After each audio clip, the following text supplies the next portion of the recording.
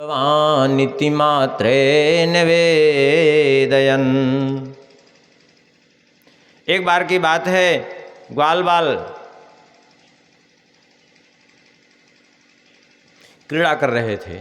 उसी समय कुछ ग्वाल बाल भाग करके आए मैया यशोदा जी के पास और यशोदा जी से कहा, मैया मैया। बोले क्या बात है? बोले कन्हैया ने मिट्टी खा ली। मिट्टी खा ली? बोले हाँ। अब तो यशोदा जी भयभीत हो गई कि कहीं कुछ अनर्थ न हो।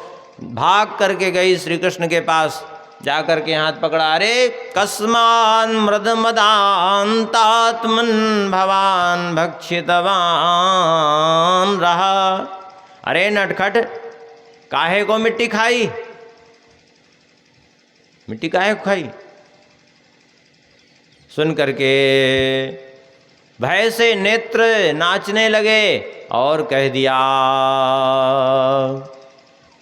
मैया ना हम भक्षितवानम्ब सर्वे मिथ्याभिशंसिना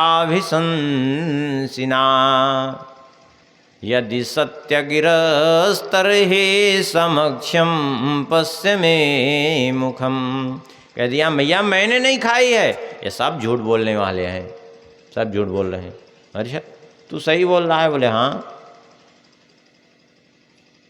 अब यहाँ भगवान ने मिट्टी का नाम नहीं लिया, कह दिया मैंने नहीं खाया, बस मिट्टी का नाम नहीं लिया। अब कहेंगे तो भगवान ने झूठ बोला। भगवान झूठ कभी बोलते नहीं हैं, तभी एक झूठ कैसे हो रहा है? एक तो यहाँ भगवान उवाच न लिख करके इसीलिए श्री कृष्ण उवाच लिखा। दूसरी बात यह है कि सत्य तो यही है कि भगवान कभी झूठ बोलते ही नहीं हैं। तब यहाँ तो कह दिया ना हम भक्षितवानम्ब, मैंने नहीं खाया है।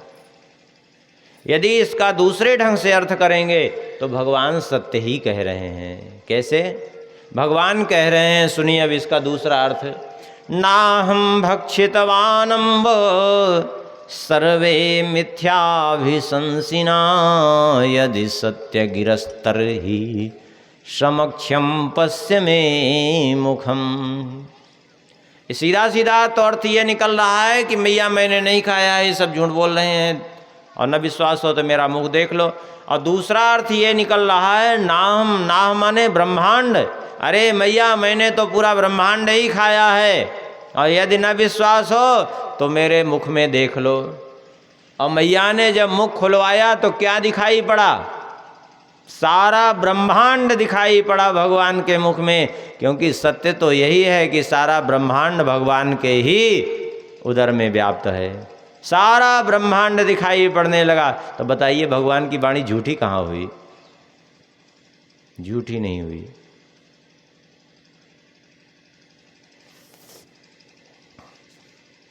यशोदा जी तो घबरा गई और अंत में यशोदा जी को ज्ञात हो गया कि ये तो भगवान हैं जिनको मैं अपना पुत्र समझती हूँ, ये मेरे पुत्र ही नहीं है तो भगवान हैं। तो जैसे ही उनको भगवत तत्व का बोध हुआ, भगवान ने तुरंत इत्थम विदित तत्त्वायाम गोपिकायाम सईश्वरः वैष्णवीं व्यतनोन्मायां पुत्र स्नेहमयीं विभो।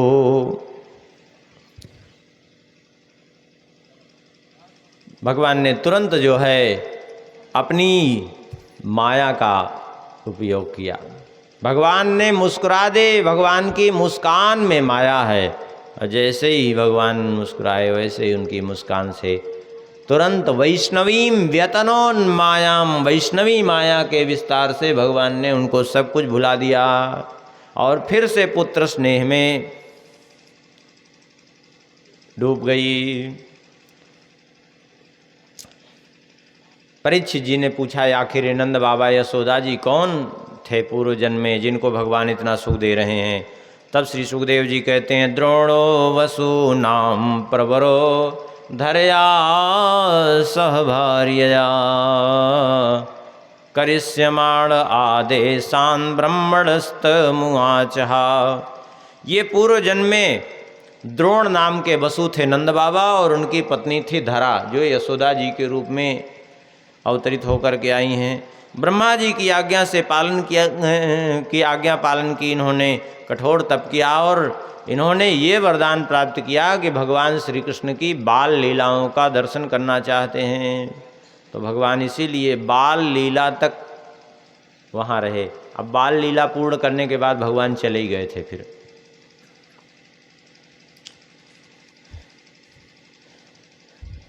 आगे कहते हैं श्री सुखदेव जी, एकदा गृहदासीसु यशोदानंद गेहिनी कर्मांतरनियुक्तासु निर्ममंथ स्वयं दधी। एक दिन की बात है, यशोदा जी ने घर की दासियों को घर के अन्य कामों में लगा करके स्वयं दधि मंथन करने लगी और भगवान की लीलाओं का गान कर रही थी। उसी समय ताम सन्य काम आसाद्य मतनंती जननीं हरि गृहीत्वा दधिमन्थनं न्यसेधत् प्रीतिमावहन। उसी समय भगवान श्री कृष्ण दुग्ध पीने की इच्छा से वहाँ आए। मैया दधि मंथन कर रही थी, आकर के सीधा हाथ से मथानी पकड़ ली और मथानी पकड़ करके दही मथने से रोक दिया और सीधा गोद में चढ़ गए। तमंक मारूढ़म पायस्तनम, और मैया का दुग्ध पान करने लगे। स्नेहस्नुतम मीक्षित स्नेहस्नुतम सस्मित मीक्षति मुखम अतृप्तमुत्सृज्य जवेन सायया उत्सिच्यमाने पैसे त्वधिश्रिते। मैया यशोदा जी का दुग्ध पान करने लगे। यशोदा जी दुग्ध पान करा रही हैं, बड़े प्रेम से लल्ला का मुख देख रही हैं। श्री कृष्ण दुग्ध पी रहे थे, कुछ देर पीते रहे। उसके बाद मैया को देखा कि हमारी ओर देख रही हैं बड़े प्रेम से, तो दुग्ध पीना छोड़ करके मैया को देखने लगे। अभी तृप्त नहीं हुए थे। भगवान मुस्कुराए। भगवान ने मुस्कुरा करके पूछा, मैया? बोले क्या है कन्हैया? बोले मैया एक बात पूछूं? बोले पूछो। बोले मैया तो को दूध ज़्यादा प्यारो है कि पूत ज़्यादा प्यारो है? मैया बोली कि अरे लल्ला, ये कोई पूछने की बात है? अरे तो मेरा पूत है तो मुझे प्यारो है, तेरे जैसे दूध कैसे प्यारो हो सकता है? अब जैसे इतना कहा तब तक यशोदा जी को ध्यान आया, अरे दूध तो आग पे चढ़ा के आई। इसीलिए तो भगवान ये बात बोले थे, क्योंकि वो जान रहे थे कि दूध उफनने वाला है।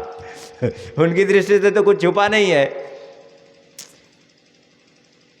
जैसे ही कहा मैया दूध, आप मैया को ध्यान आया वो दूध तो कहीं गिर न जाए आग में। जल्दी से बैठाया लल्ला को भूमि पर, दौड़ते हुए गई दूध उतारने के लिए। और सही में वो दूध उफन रहा था। और उफन रहा था वो तब तक यशोदा जी के पहुँचते पहुँचते वो दूध नीचे बैठ गया। क्यों बैठ गया?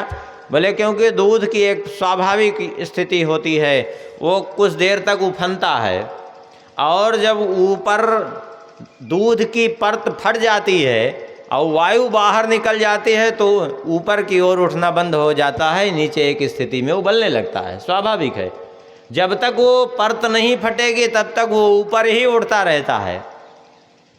अब पहले कंडी की आंच में माताएं दूध पकाती थी तो उसमें बहने नहीं पाता था दूध, वैसे भी जल्दी उफन जाता था भले ही ऊपर तक, लेकिन जल्दी गिरने नहीं पाता था। आखिर में वो दूध बैठ गया। यशोदा जी ने जाकर के दूध उतारा आग से नीचे,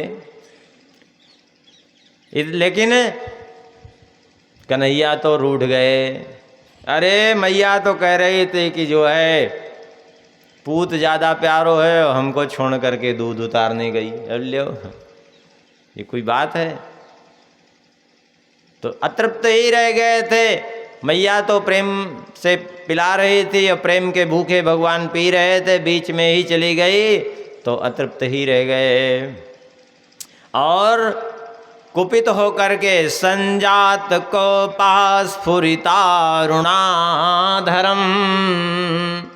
संदस्य दद्विर्दधिमन्थभाजनं भित्त्वाम्रसासुरदृशदस्मनारहो जघास हैयंगवमंतरम गतः।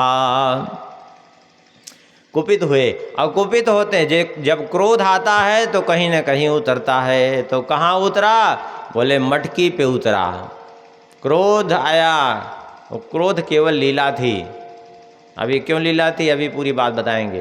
क्रोध आया और क्रोध करके भगवान ने क्या किया? क्रोध तो कहीं ना कहीं उतरेगा। वो लोढ़ा रखा था, लोढ़ा आप लोग समझ रहे होंगे, वो सिलबट्टा, बस वही लोढ़ा उठाया और सीधा मटकी पर प्रहार किया। जो दही की मटकी रखी थी, जिसको मथ रही थी यशोदा जी, उसी दही की मटकी पर लोढ़े से मारा। मटकी फूट गई, दही बिखर गया। और जब दही बिखर गया तो क्या किया? बोले भित्त्वाम्रसासुर दृशदस्मनारहो, झूठे ही आंसू भर लिए नेत्रों में, रोने के जैसा रोने लगे। और उसके बाद फिर वहाँ से दूसरे कक्ष में गए और दूसरे कक्ष में जा कर के जघास हैयंगवमंतरम गता, बासी मक्खन रखा था उसी को खाने लगे। अब यहाँ पूरा चरित्र समझिए इसको। पहले दुग्ध पीने, यहाँ भगवान एक रहस्य प्रकट कर रहे हैं। पहले दुग्ध पीने की कामना हुई, दूध पीने की इच्छा हुई, और फिर दुग्ध पी रहे थे, अभी तृप्त नहीं हुए थे।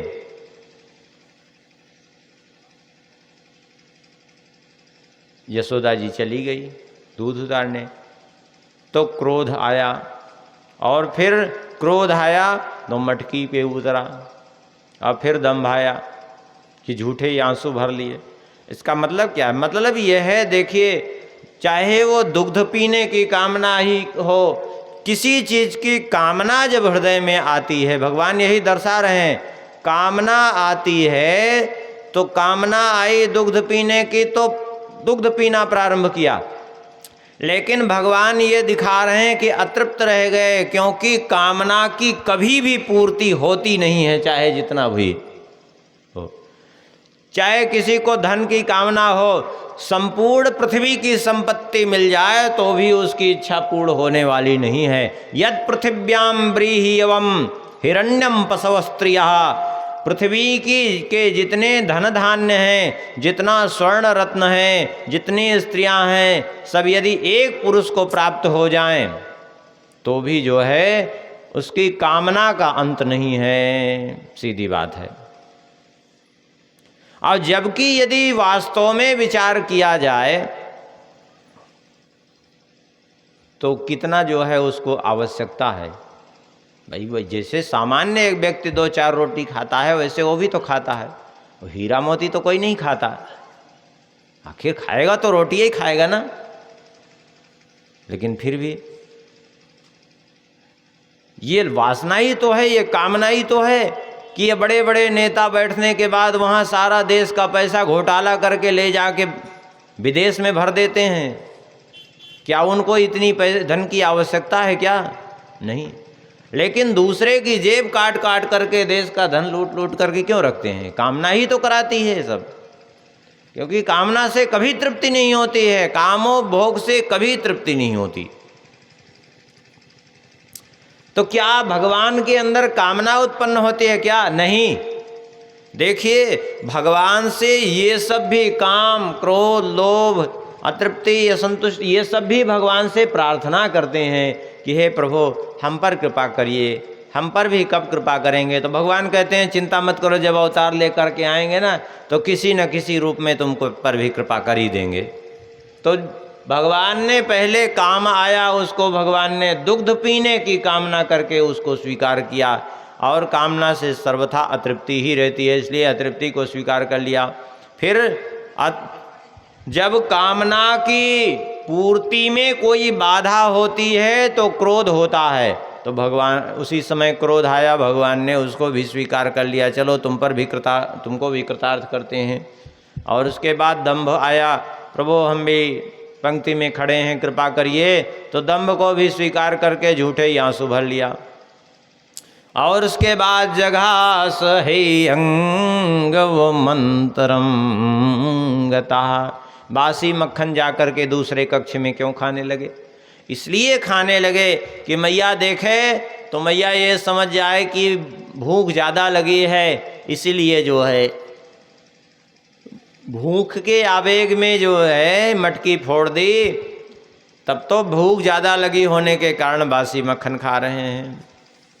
लेकिन बड़ी विचित्र बात तो ये थी कि अभी जैसे ही मक्खन खाना प्रारंभ किया था, वैसे ही वो बानर वहीं बगल में आंगन था उसी कक्ष के बाहर।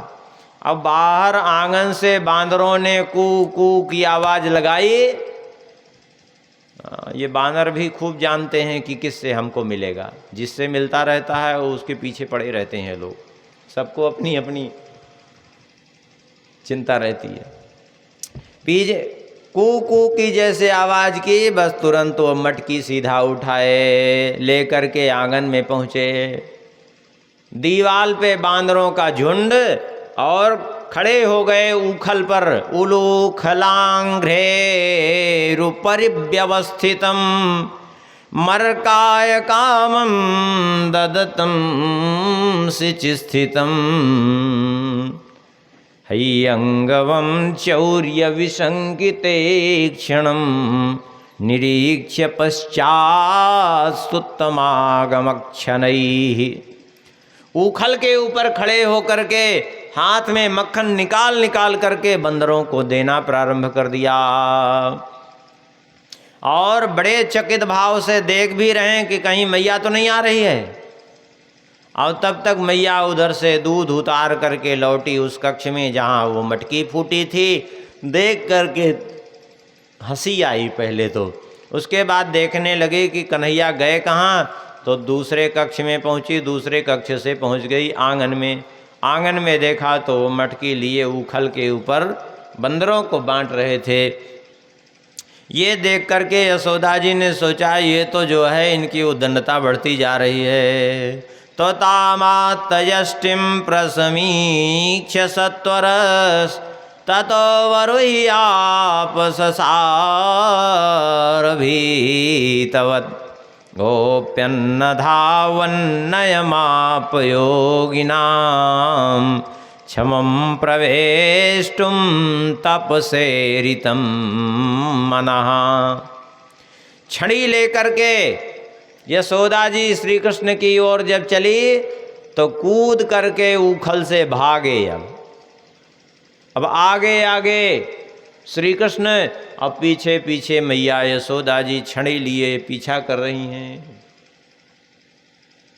कहते हैं उनके पीछे यशोदा जी पड़ी हैं। गोप्यन्न धावन नयमापयोगिनो मनः क्षमं प्रवेष्टुम तपसेरितम मना।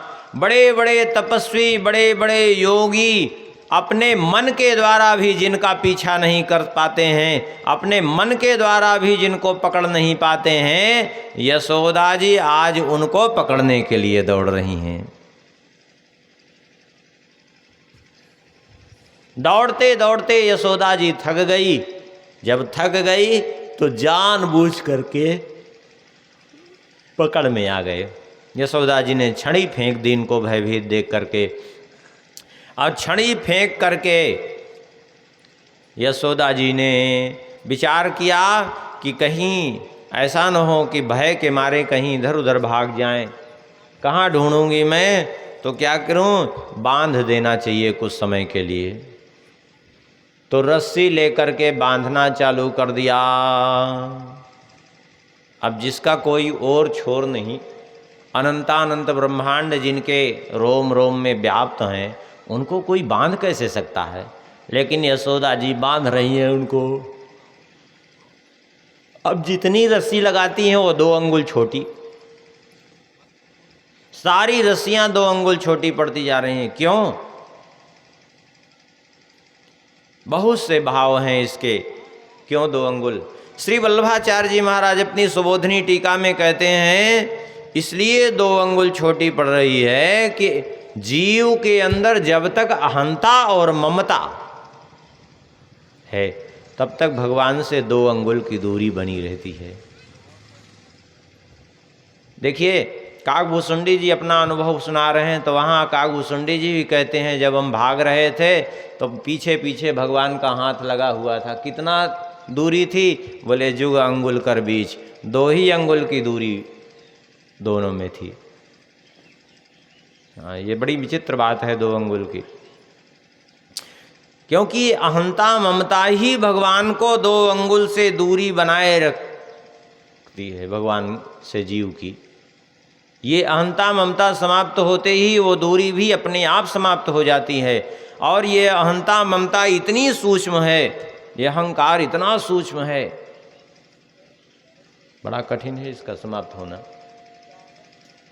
क्योंकि इतना व्यापक है अहंकार कि पूछिए नहीं। अब अहंकार का परिमाण अभी सुनेंगे तो इसकी व्यापकता समझ में आ जाएगी आपको।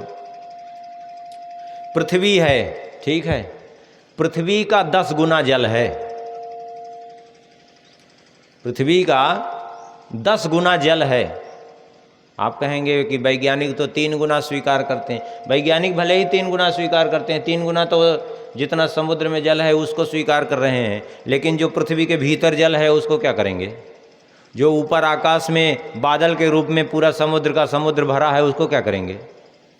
यदि पूरा परिमाण देखा जाए तो पृथ्वी का 10 गुना जल है और जल का 10 गुना अग्नि है। अब हो सकता है ये बात आप लोगों को ना समझ में आवे, थोड़ी सी कठिन लगे कि जल का 10 गुना अग्नि कैसे है?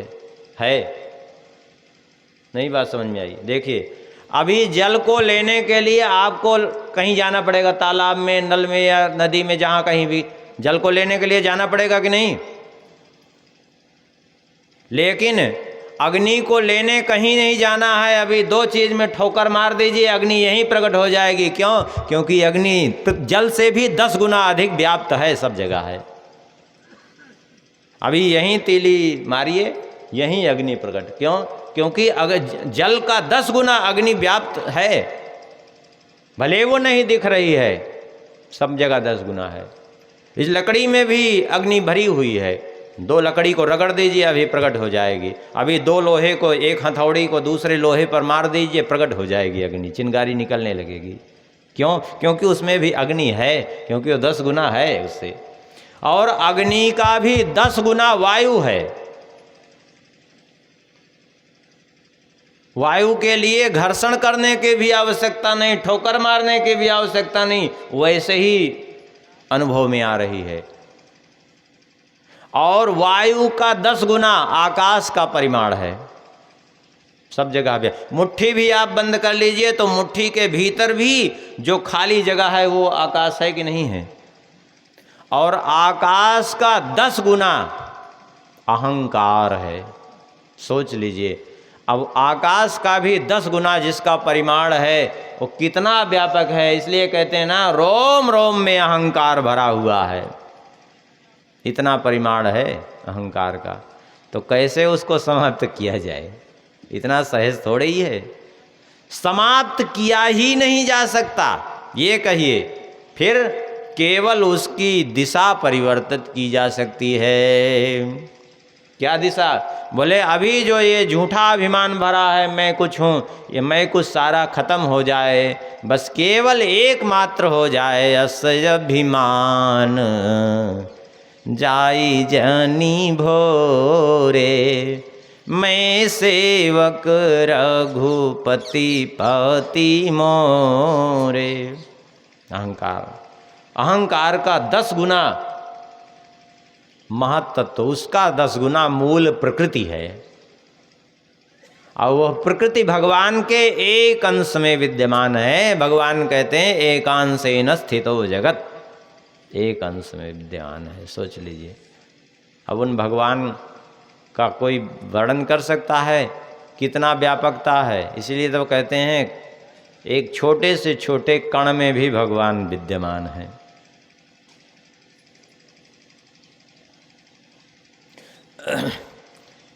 यशोदा जी बांधते बांधते थक गई, नहीं बांध पाई।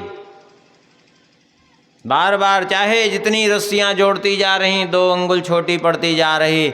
जब बांधते बांधते थक गई और उनका अभिमान चूर्ण हो गया कि अब मैं नहीं बांध पाऊंगी, हार गई। जब हार गई तो भगवान जानबूझ करके बंध गए। कैसे बंध गए? बोले स्वमातुः स्विन्न गात्राया विस्रस्त कवर स्रजः दृष्ट्वा परिश्रमं कृष्णः कृपयासी स्वबंधने। अपनी माता को अत्यंत थकित देख करके, एकदम पसीने से लथपथ देख करके, अभी हार गई हैं इस प्रकार देख करके, दृष्ट्वा परिश्रमं कृष्णः कृपयासी स्वबंधने। माता के परिश्रम को देख करके भगवान अपनी कृपा से बंध गए। अब इस बात को समझें, भगवान को कोई साधन के द्वारा नहीं प्राप्त कर सकता, साधन साध्य नहीं है। लेकिन अब एक बात इतना ये भी समझ लीजिए कि जितना यह सत्य है कि भगवान साधन साध्य नहीं है, उतना ही सत्य यह भी है कि भगवान बिना साधन के भी नहीं मिलते। दोनों ही बातें सत्य हैं। आप कहेंगे दोनों एक दूसरे के विपरीत समझ में आ रही हैं। एक तरफ कह रहे हैं साधन से नहीं मिलते, एक तरफ बिना साधन के नहीं मिलते। क्या मतलब है? दोनों का मतलब बिल्कुल स्पष्ट समझने पे आएगा। ये बात सही है कि भगवान को किसी भी साधन में सामर्थ्य नहीं भगवान की प्राप्ति करा दे, उतना ही यह भी बात सत्य है कि भगवान बिना साधन के कभी नहीं मिले हैं किसी को। साधन तो करना ही पड़ेगा। आप कहेंगे दोनों विपरीत, विपरीत बिल्कुल नहीं है, उसको समझने की बात है। समझना यह है कि साधन करते करते ही जीव पात्रता को प्राप्त करेगा जिससे भगवान मिलेंगे। समझिए इस बात को फिर से, भगवान की कृपा सब पर बराबर है। भगवान स्वयं कहते हैं सब पर मोरी बराबर दाया। नई बात समझ में आई? अब थोड़ा सा दूसरा उदाहरण ले समझिए, समझ में आएगी। भगवान की कृपा कैसे है? बोले परजन्यवल लक्षण प्रवृत्ति। जैसे बादल बरसते हैं तो बादल बिना भेदभाव के सब जगह समान बरसते हैं। सूर्य देव बिना भेदभाव के सब जगह समान प्रकाश देते हैं, किसी को कम किसी को ज़्यादा नहीं देते हैं। लेकिन कोई धूप में बैठा है तो उसको पूरा प्रकाश मिल रहा है, सूर्य की पूरी ऊर्जा मिल रही है, और कोई बैठा है अंदर तो कहाँ से मिलेगा? पानी बरसा, मान लिया पानी बरसा। अब विचार करिए थोड़ी सी देर के लिए। एक पहाड़ है, पहाड़ के बगल में तालाब है और उसी पहाड़ के बगल में खेत है। अचानक पानी बरसा। अब पानी बरसने के बाद जब पानी निकल गया तो आप जाकर के देखिए, पहाड़ पर भी उतना ही पानी गिरा था, खेत में भी उतना ही पानी गिरा था, तालाब में भी उतना ही। लेकिन जब आप जाकर के वहाँ देखेंगे तो पहाड़ पे आपको पानी नहीं मिलेगा, खेत में कुछ पानी मिलेगा और तालाब लबालब भरा हुआ है। क्यों? अंतर कैसे हुआ? पानी तो सब जगह बराबर बरसा, फिर अंतर क्यों हुआ? बोले अंतर इसलिए हुआ कि पानी तो पहाड़ की चोटी पर भी बरसा, लेकिन पहाड़ उस पानी को रोक नहीं पाया। ठीक उसी प्रकार से भगवान की कृपा सभी जीव पर बरसती है, लेकिन जिस प्रकार से पहाड़ ऊंचा है तो भगवान उस जल को रोक नहीं पाया, ऐसे ही जो अभिमान में पहाड़ की तरह अकड़ा खड़ा है, भगवान की कृपा उस पर भी उतनी ही बरसी, लेकिन उस कृपा का लाभ नहीं ले पाया। और खेत में अर्थात सामान्य व्यक्ति को कुछ लाभ हुआ और तालाब लबालब भर गया। क्यों? क्योंकि जिसके अंदर दैन्यता है वह कृपा से भर गया। क्योंकि सद्गुण कहाँ जाएंगे, भगवान की कृपा कहाँ जाएगी? बोले सिमटी सिमटी जल भरहि तलावा, जिमि सद्गुण सज्जन पाहि आवा।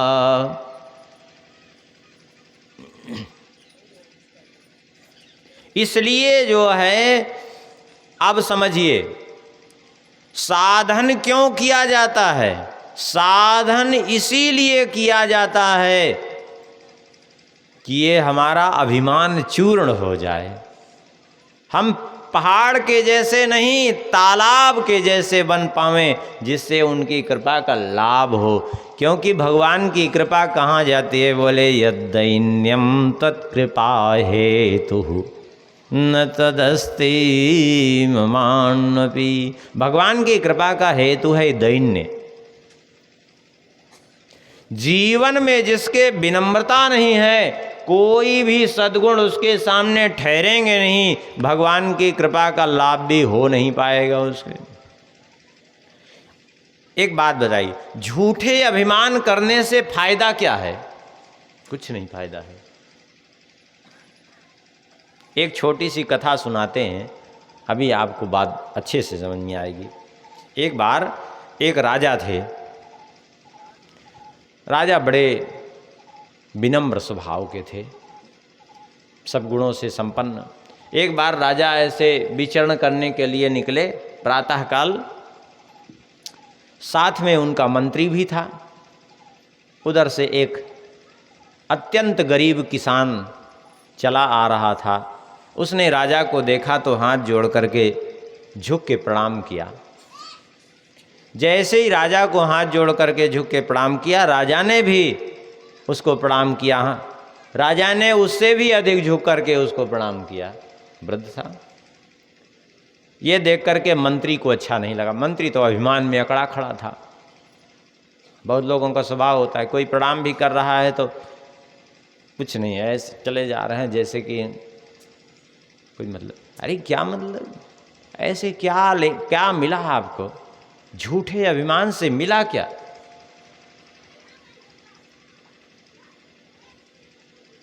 सही बात, तो झुकेगा कौन? जो जिंदा है। जो मुर्दा है क्या झुकेगा वो? तो ऐसे लोग मुर्दा ही हैं समझिए, वो जिंदा की श्रेणी में आते ही नहीं, जिनको झुकना नहीं आता। आखिर में जो है राजा ने भी और उससे भी ज़्यादा झुक के प्रणाम किया। मंत्री को बड़ा बुरा लगा। आगे बढ़े तो मंत्री ने कहा कि जो है ये आपने अच्छा नहीं किया। बोले क्या अच्छा नहीं किया? बोले अरे वो एकदम दरिद्र व्यक्ति के सामने आपने इतना झुक के प्रणाम किया। अरे उसने इतना किया, उसका कर्तव्य था, आप और झुक गए उसके सामने। ये क्या? अरे आप उससे सब चीज़ में श्रेष्ठ हैं, आप राजा हैं, उसमें धन में श्रेष्ठ हैं, बल में श्रेष्ठ हैं, जन में श्रेष्ठ हैं, सब चीज़ में प्रभाव में श्रेष्ठ हैं, सब चीज़ में श्रेष्ठ हैं, तो आप उसके सामने इस तरह क्यों झुके? राजा ने सारी बात सुनी और राजा ने कहा एक बात बताओ, जब आप ये मानते हो कि सब चीज़ में हम श्रेष्ठ हैं? बोले हाँ। बोले जब सब चीज़ में हम श्रेष्ठ हैं उससे ज़्यादा, तो विनम्रता में हम क्यों कम हो जाएं? विनम्रता में हमें भी उससे श्रेष्ठ ही होना चाहिए। जब सब चीज़ में हम ज़्यादा हैं तो विनम्रता में भी हमें ही ज़्यादा होना चाहिए। सीधी बात है। सुन करके मंत्री लज्जित हो गया। झूठे अकड़ से, झूठे अभिमान से कुछ नहीं। इसी अभिमान का नाश करने के लिए साधन किया जाता है। चलो अब थोड़ा दूसरा भी उदाहरण समझाते हैं, बात समझ में आएगी। पात्रता के लिए, अरे कृपा के लिए, भगवत प्राप्ति के लिए साधन क्यों आवश्यक है? देखिए, जैसे मान लिया पानी बरस रहा हो, पानी बरस रहा हो तो पानी, देखिए दो कारण से भगवान की कृपा नहीं हो पाती। भगवान की कृपा सब पर है, लेकिन दो कारण हैं जिनके कारण भगवान की कृपा से जीव वंचित रहता है। पहला कारण है अभिमान। अभी जिसको सुना है कि अकड़ा खड़ा रहेगा तो उसके लिए नीचा होना पड़ेगा तब मिलेगा। दूसरी भगवत विमुखता, भगवत विमुखता ही जो है भगवान की कृपा का लाभ नहीं होने देती। अब इसको ऐसे ढंग से समझे, मान लिया पानी बरस रहा हो, किसी ने एक पात्र रख दिया, उसका पात्र भर गया आंगन में, किसी ने और बड़ा पात्र रखा, उसका और बड़ा पात्र भर गया। लेकिन पात्र तो किसी ने रखा, मान लिया आपने पात्र तो रखा, लेकिन पात्र को पलट करके रख दिया औंधे मुंह, तो चाहे सारी रात पानी बरसे, क्या वो पात्र भरेगा? क्या नहीं भरेगा। क्यों नहीं भरेगा? क्योंकि वो पात्र औंधे मुंह पड़ा हुआ है। इसी प्रकार से जिस प्रकार औंधे मुंह पड़े होने के कारण पात्र कभी नहीं भरेगा, चाहे सारी रात पानी बरसे। क्यों? क्योंकि पात्र को सीधे मुंह होना पड़ेगा। पानी बरसाने वाला कौन है? मेघ। तो पात्र का मुख जब मेघ की ओर होगा तब भरेगा, अधोमुख रहेगा तो पात्र नहीं भरेगा। पानी बरसाने वाले की ओर जब उन्मुख होगा, वो पात्र मेघोन्मुख होगा तब भरेगा। ठीक इसी प्रकार से ये जीव संसारोन्मुख है, अनादिकाल से ये औंधा पड़ा हुआ है संसार की ओर मुख किए हुए। इस संसारोन्मुख जीव को कृपा का लाभ कब होगा? जब ये पलट करके भगवदोन्मुख हो जाए। अब पलट करके भगवदोन्मुख होना ही यही है साधन। पात्र जो है औंधे मुंह पड़ा है, पानी बरसाना बादल का काम है, लेकिन पात्र को सीधा आपको करना पड़ेगा। उसी प्रकार से कृपा भगवान तो बरसा रहे हैं, लेकिन साधन करके भगवदोन्मुख आपको होना पड़ेगा, तब कृपा का लाभ होगा। सीधी बात है।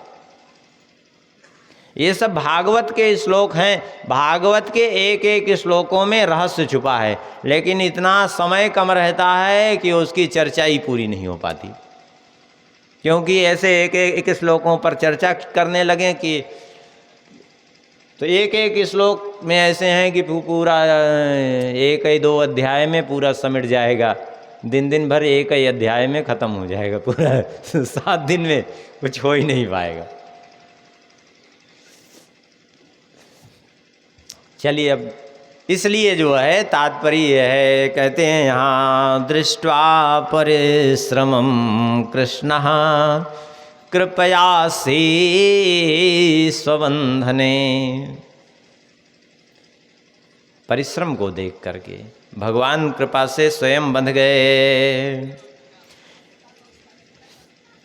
बांध करके यशोदा जी उनको उखल में चली गई। भगवान ने अब विचार किया कि अब हमें क्या करना चाहिए। तो 2 वृक्ष थे, अर्जुन वृक्ष, यमलार्जुन, उनका उद्धार करने का भगवान ने निश्चय किया। अब थोड़ा सा गति बढ़ाएंगे, नहीं तो फिर पहुँचेंगे ही नहीं अपने लक्ष्य पे। उन वृक्षों का उद्धार करने के लिए भगवान ने क्या किया? बोले उखल को घसीटना प्रारंभ किया। ये वृक्ष कौन थे? ये नलकुबर और मणिग्रीव दोनों कुबेर के पुत्र थे। नारद जी के श्राप बस ये वृक्ष बन गए थे। हुआ ये था कि एक बार ये मंदाकिनी जी के जल में नग्न होकर के स्नान कर रहे थे। बहुत सी अप्सराएं भी इनके साथ में थी। नारद जी उधर से गुजरे, मदिरा पान भी किए थे। नारद जी को आते देख करके सबने तो अप्सराएं तो निकल करके गई, अपने अपने वस्त्र धारण करके किनारे हो गई, और ये दोनों ऐसे खड़े रहे। नारद जी देख करके कुपित हो गए और कुपित होकर के श्राप दे दिए, अरे तुम दोनों जड़ की तरह खड़े हो जाओ, जड़ वृक्ष हो जाओ। देखिए, नग्न स्नान चाहे स्त्री हो पुरुष हो सर्वथा सबके लिए वर्जित है, चाहे वो नदी में हो, चाहे सरोवर में, अथवा घर में ही क्यों न हो। जहाँ कलयुग का शासन किन किन पर होता है, उसमें एक चीज़ ये भी है, जो नग्न स्नान करते हैं वो भगवान के अधीन नहीं, वो कलयुग के अधीन रहते हैं। हाँ, समझ लीजिए कलयुग उन पर अपना शासन करता ही करता है, इसमें कोई संदेह नहीं है। इसलिए ये सब दुर्गुणों से बचना चाहिए। सैकड़ों प्रमाण ऐसे ग्रंथों में है, न नग्नम स्नानमाचरेत, स्पष्ट शब्द आया है। इसलिए नारद जी ने इनको श्राप दिया। ये दोनों अर्जुन वृक्ष के रूप में प्रकट हो गए। नारद जी ने कहा था कि देवताओं के 100 वर्ष बीतने पर, अर्थात 36,000 वर्ष मनुष्य के हिसाब से देखा जाए तो बीतने पर श्री कृष्ण के द्वारा तुम्हारा उद्धार होगा। तो आज श्री कृष्ण ने इनके बीच से जाकर के, भगवान तो निकल गए, उखल फंस गया, उखल को भगवान ने खींचा तो पेड़ उखड़ गए और पेड़ धड़ाम से गिर गए। आखिर ये दुर्गुण इनके पास आया कहाँ से था? देखिए कुछ चीज़ें ऐसी होती हैं जीवन में, यदि विवेक न हो तो अनर्थ हुए बिना नहीं रहेगा। रूप यौवन संपत्ति प्रभुत्वम अविवेकिता एकैकप्यनर्थाय किम यत्र चतुष्टयम। सुंदर रूप का होना, धन होना, युवावस्था होना, संपत्ति होना, धन संपत्ति धनो एक है, रूप युवावस्था संपत्ति और उस पर भी कोई प्रभुता प्राप्त हो जाए, अधिकार प्राप्त हो जाए, पद प्रतिष्ठा, तो फिर क्या कहने। एक एक भी अनर्थकारी हैं और चारों जहाँ हो तो क्या कहना। और यहाँ चारों ही था। रूपवान तो थे ही,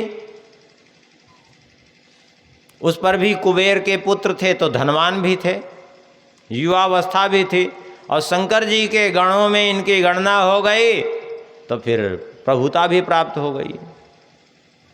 देखिए एक बात समझ लीजिए, इन चरित्रों से शिक्षा लेना चाहिए।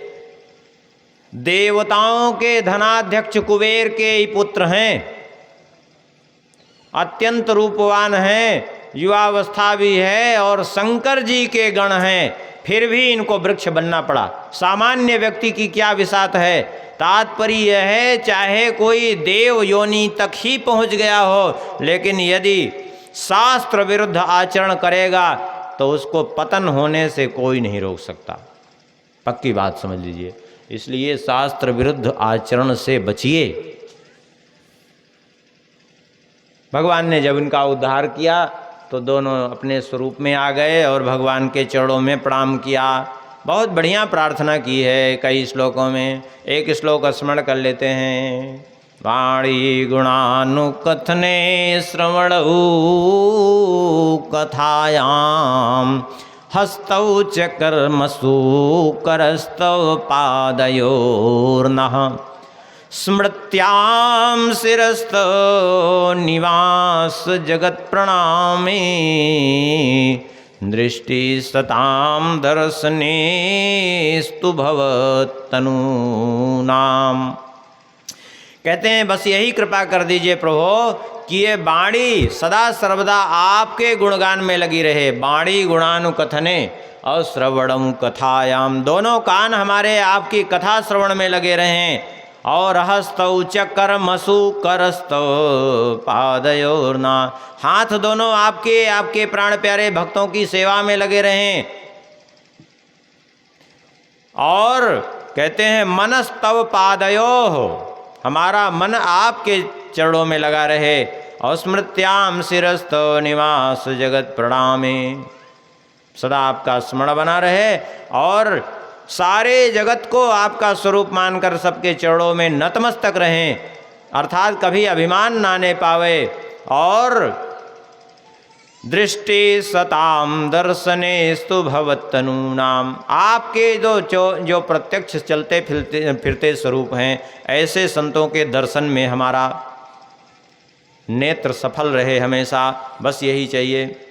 भगवान ने कहा जाओ, नारद जी ने तुमसे कहा था, इसलिए हमारी भक्ति प्राप्त हो गई तुम्हें, अब तुम्हारा उद्धार हो गया। चले गए भगवान को प्रणाम करके। आगे कहते हैं एक दिन की बात है, क्रीड़ी, इधर वृक्ष के गिरने से सब बड़े घबराए थे, विचार कर रहे थे अब किसी तरह यहाँ से छोड़ना है गोकुल, क्योंकि यहाँ बहुत उत्पात हो रहे हैं। एक दिन की बात है, एक फल बेचने वाली आई। क्रीड़ी ही भो फलानीति श्रुत्वा सत्वरमच्युत फलार्थी धान्यमादाय ययौ सर्वफल प्रदः। फल ले लो की जैसी ही ध्वनि सुनी वैसे ही फल लेने के लिए चले। कैसे चल रहे हैं फल लेने के लिए? आप जरा इस झांकी का अवलोकन करिए। श्री सुखदेव जी कहते हैं फलार्थी धान्यमादाय ययौ सर्व फल प्रदः। हाथ में अन्न लेकर के, जैसे पहले जो है लोग गांव में क्या करते, जो बेचने वोचने के लिए लोग आते, गेहूं धान जो कुछ भी है उसी के बदले में सब्जी भी ले लेते, उसी बदले में सब कुछ ले लेते थे। तो ऐसे ही अनाज लेकर के अपनी छोटी छोटी अंजुलियों में भर करके और चल दिए फल लेने के लिए। कौन जा रहा है फल लेने के लिए? विचार करिए। श्री सुखदेव जी कहते हैं ययौ सर्व फल प्रदा, जो समस्त जीवों को समस्त कर्मों का फल देने वाले हैं, आज वे स्वयं भगवान फल लेने के लिए जा रहे हैं। और चलते चलते कहते हैं फल विक्रयणी तस्य च्युत धान्यम करद्वयम। उस फल विक्रयणी के पास पहुँचते पहुँचते तो उनके हाथों से धीरे धीरे अंगुलियों से, वो अंगुलियों के बीच में जो छिद्र थे, दोनों हाथों के बीच में जो छिद्र, उनसे धीरे धीरे करके वो अन्न के दाने गिरते जा रहे हैं। और वहाँ पहुँचते पहुँचते तो कुछ ही दाने शेष रह गए, बाकी सब गिर गए। हाथ में उसी को डाल दिया उसकी टोकरी में और कहा हमें फल दे दो। इनके स्वरूप को देख करके तो अत्यंत मुग्ध हो गई और उसने अपने सारे फल इनको दे दिए। और जब टोकरी रख करके अपने सिर पर चली गई, बाद में जब वो पहुंची तो क्या स्थिति हुई? बोले फलैरपूर्य रत्नै फल भाण्डम पूरिचा। उसकी टोकरी रत्नों से भरी हुई मिली। जब वहाँ घर जाके उसने देखा तो रत्नों से भरी टोकरी। अब तो इधर नंद बाबा आदि गोपों ने मिलकर के एक सभा बैठाई। सबने कहा कि यहाँ बार बार उत्पात हो रहा है। कभी वो पूतना आ गई, फिर वो सकट पलट गया, अभी वो तृणावर्त आया उठा के ले गया। ऐसे उत्पात, अब ये जो है वृक्ष गिर गए कन्हैया के ऊपर, बार बार ये उत्पात हो रहे हैं। यदि इनको कुछ हो गया तो हम लोग तो जीते जी मर जाएंगे, इसलिए यहाँ उत्पात हो रहा है। अब हमें गोकुल छोड़ करके कहीं अन्यत्र चले जाना चाहिए। कहाँ जाएं? लेकिन इतनी गौएं हैं, इनको लेकर के हम कहाँ जाएंगे? इतनी गोपियाँ हैं। उपनंद जी ने कहा हमने एक स्थान देख लिया है, वो है वृंदावन। बहुत अच्छा स्थान है। वनम वृंदावनम नामोपसभ्यम नवकाननम गोपी गोपी गवाम सेव्यम पुण्याद्य तृणबीरुधम। बहुत सुंदर स्थान है, गायों के लिए भी, गोप गोपियों के लिए भी। वहीं हमें चलना चाहिए। अब तो वहाँ सब चल के तैयार हो गए, चल पड़े। वहाँ गए, वहाँ जो है वृंदावन सब पहुँचे। नंद ग्राम में जा कर के रुके। इधर रावल गांव में बृषभानु जी रहते थे, वो भी जा कर के बस गए बरसाना। जहाँ पर नंद जी बसे उसका नाम पड़ा नंदिग्राम। जहाँ पर बृषभानु जी बसे उसका नाम पड़ा बृहत्सानुपुर। बाद में बरसाना और नंदगांव कहने लगे, वैसे उसका नाम नंदिग्राम और बृहत्सानुपुर है। बहुत से नाम धीरे धीरे परिवर्तित हो गए। जैसे डीग, इसका नाम है दीर्घपुर। ऐसे बहुत से स्थान हैं। तो आप कहेंगे फिर ये बदल कब गया? बदल कभी नहीं गया, उसी समय बदल गया। नाम था उसका नंदिग्राम ही। बृहस्सानुपुर ही, लेकिन गोप गोपी गण अपने ब्रज भाषा में उसको नंदगांव बरसाना कहते थे उसी समय से। बाकी उसका वास्तविक नाम वही रखा गया था, नंदीग्राम और बृहस्सानुपुर।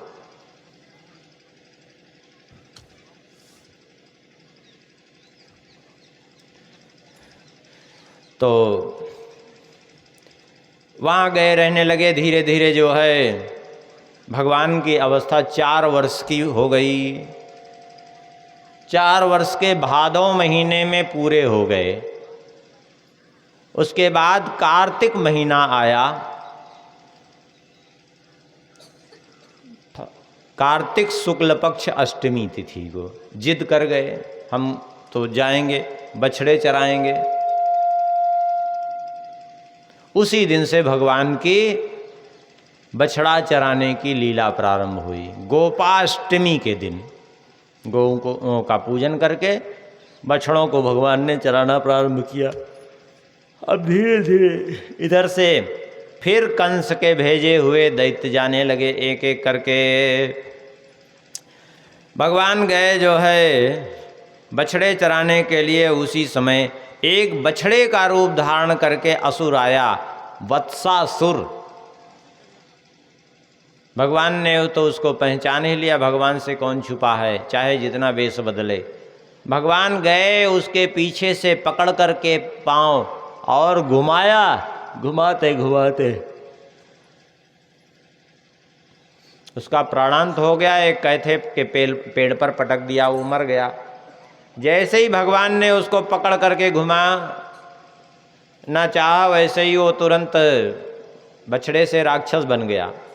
अब भगवान ने घुमा करके उसको पटक दिया, वो मर गया। जब वो मर गया तो ग्वाल बालों ने कहा, कन्हैया ये क्या किया तुमने? बोले क्या किया? अरे राक्षस को मारा, और क्या किया? अरे बोले बछड़े के रूप में ये तो था, इससे तो बछड़े की हत्या हो गई। अरे बोले तुमको ये बछड़ा दिख रहा है? बोले नहीं, लेकिन फिर भी बछड़ा तो था ही। तो अब तो गो हत्या का मार्जन करना ही पड़ेगा, तुमको प्रायश्चित करना पड़ेगा, नहीं तो गो हत्या लगी, क्योंकि बछड़ा मरा। भगवान ने कहा कोई बात नहीं, अब हम अवश्य करेंगे। तो भगवान ने गंगा जी का स्मरण किया, श्री गंगा जी प्रकट हो गई और आज भी गोवर्धन के समीप विराजमान है, मानसी गंगा के रूप में। मानसी गंगा में भगवान ने स्नान किया। बोले अब कोई समस्या नहीं? बोले नहीं, अब कोई समस्या नहीं, अब तो पवित्र हो गए, निष्पाप हो गए गंगा जी में स्नान करके। तब से मानसी गंगा के रूप में वहाँ गंगा जी स्थित हो गई एक स्वरूप से। उसके बाद भगवान ने, एक दिन की बात है, भगवान गए बछड़े चराने के लिए। एक असुर जिसका नाम था बकासुर, बगुले का रूप धारण करके वो आया।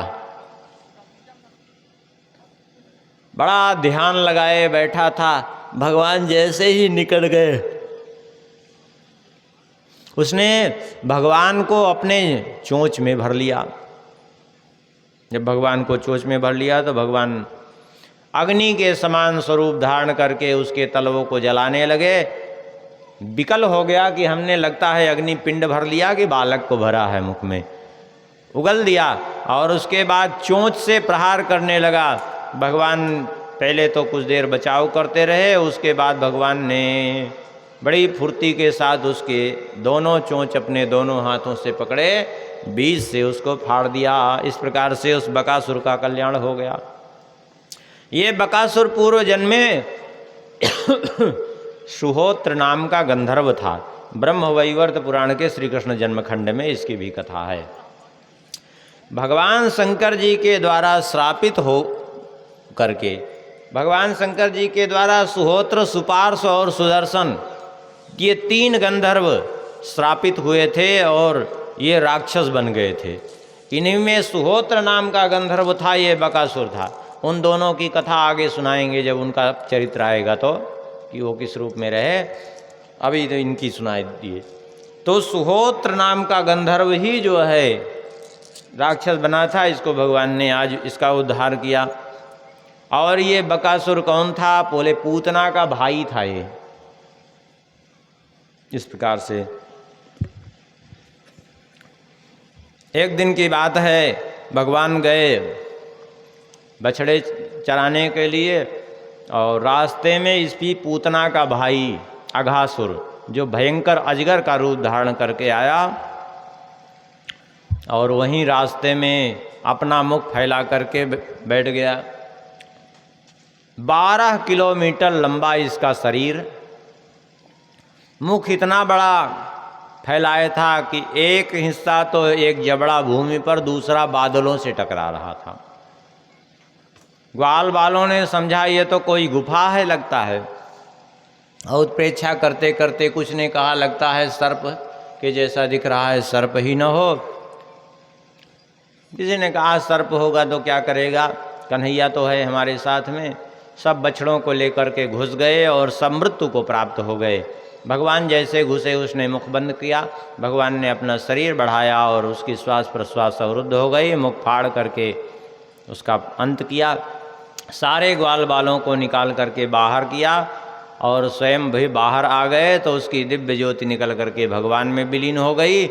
भगवान ने पुनः ग्वाल बालों को जीवित कर दिया और जाकर के भगवान ग्वाल बालों के साथ बैठ करके भोजन करने लगे। इसी समय श्री ब्रह्मा जी आए थे। अघासुर का मोक्ष देख करके उनको आश्चर्य हो रहा था और ब्रह्मा जी ने जैसे ही देखा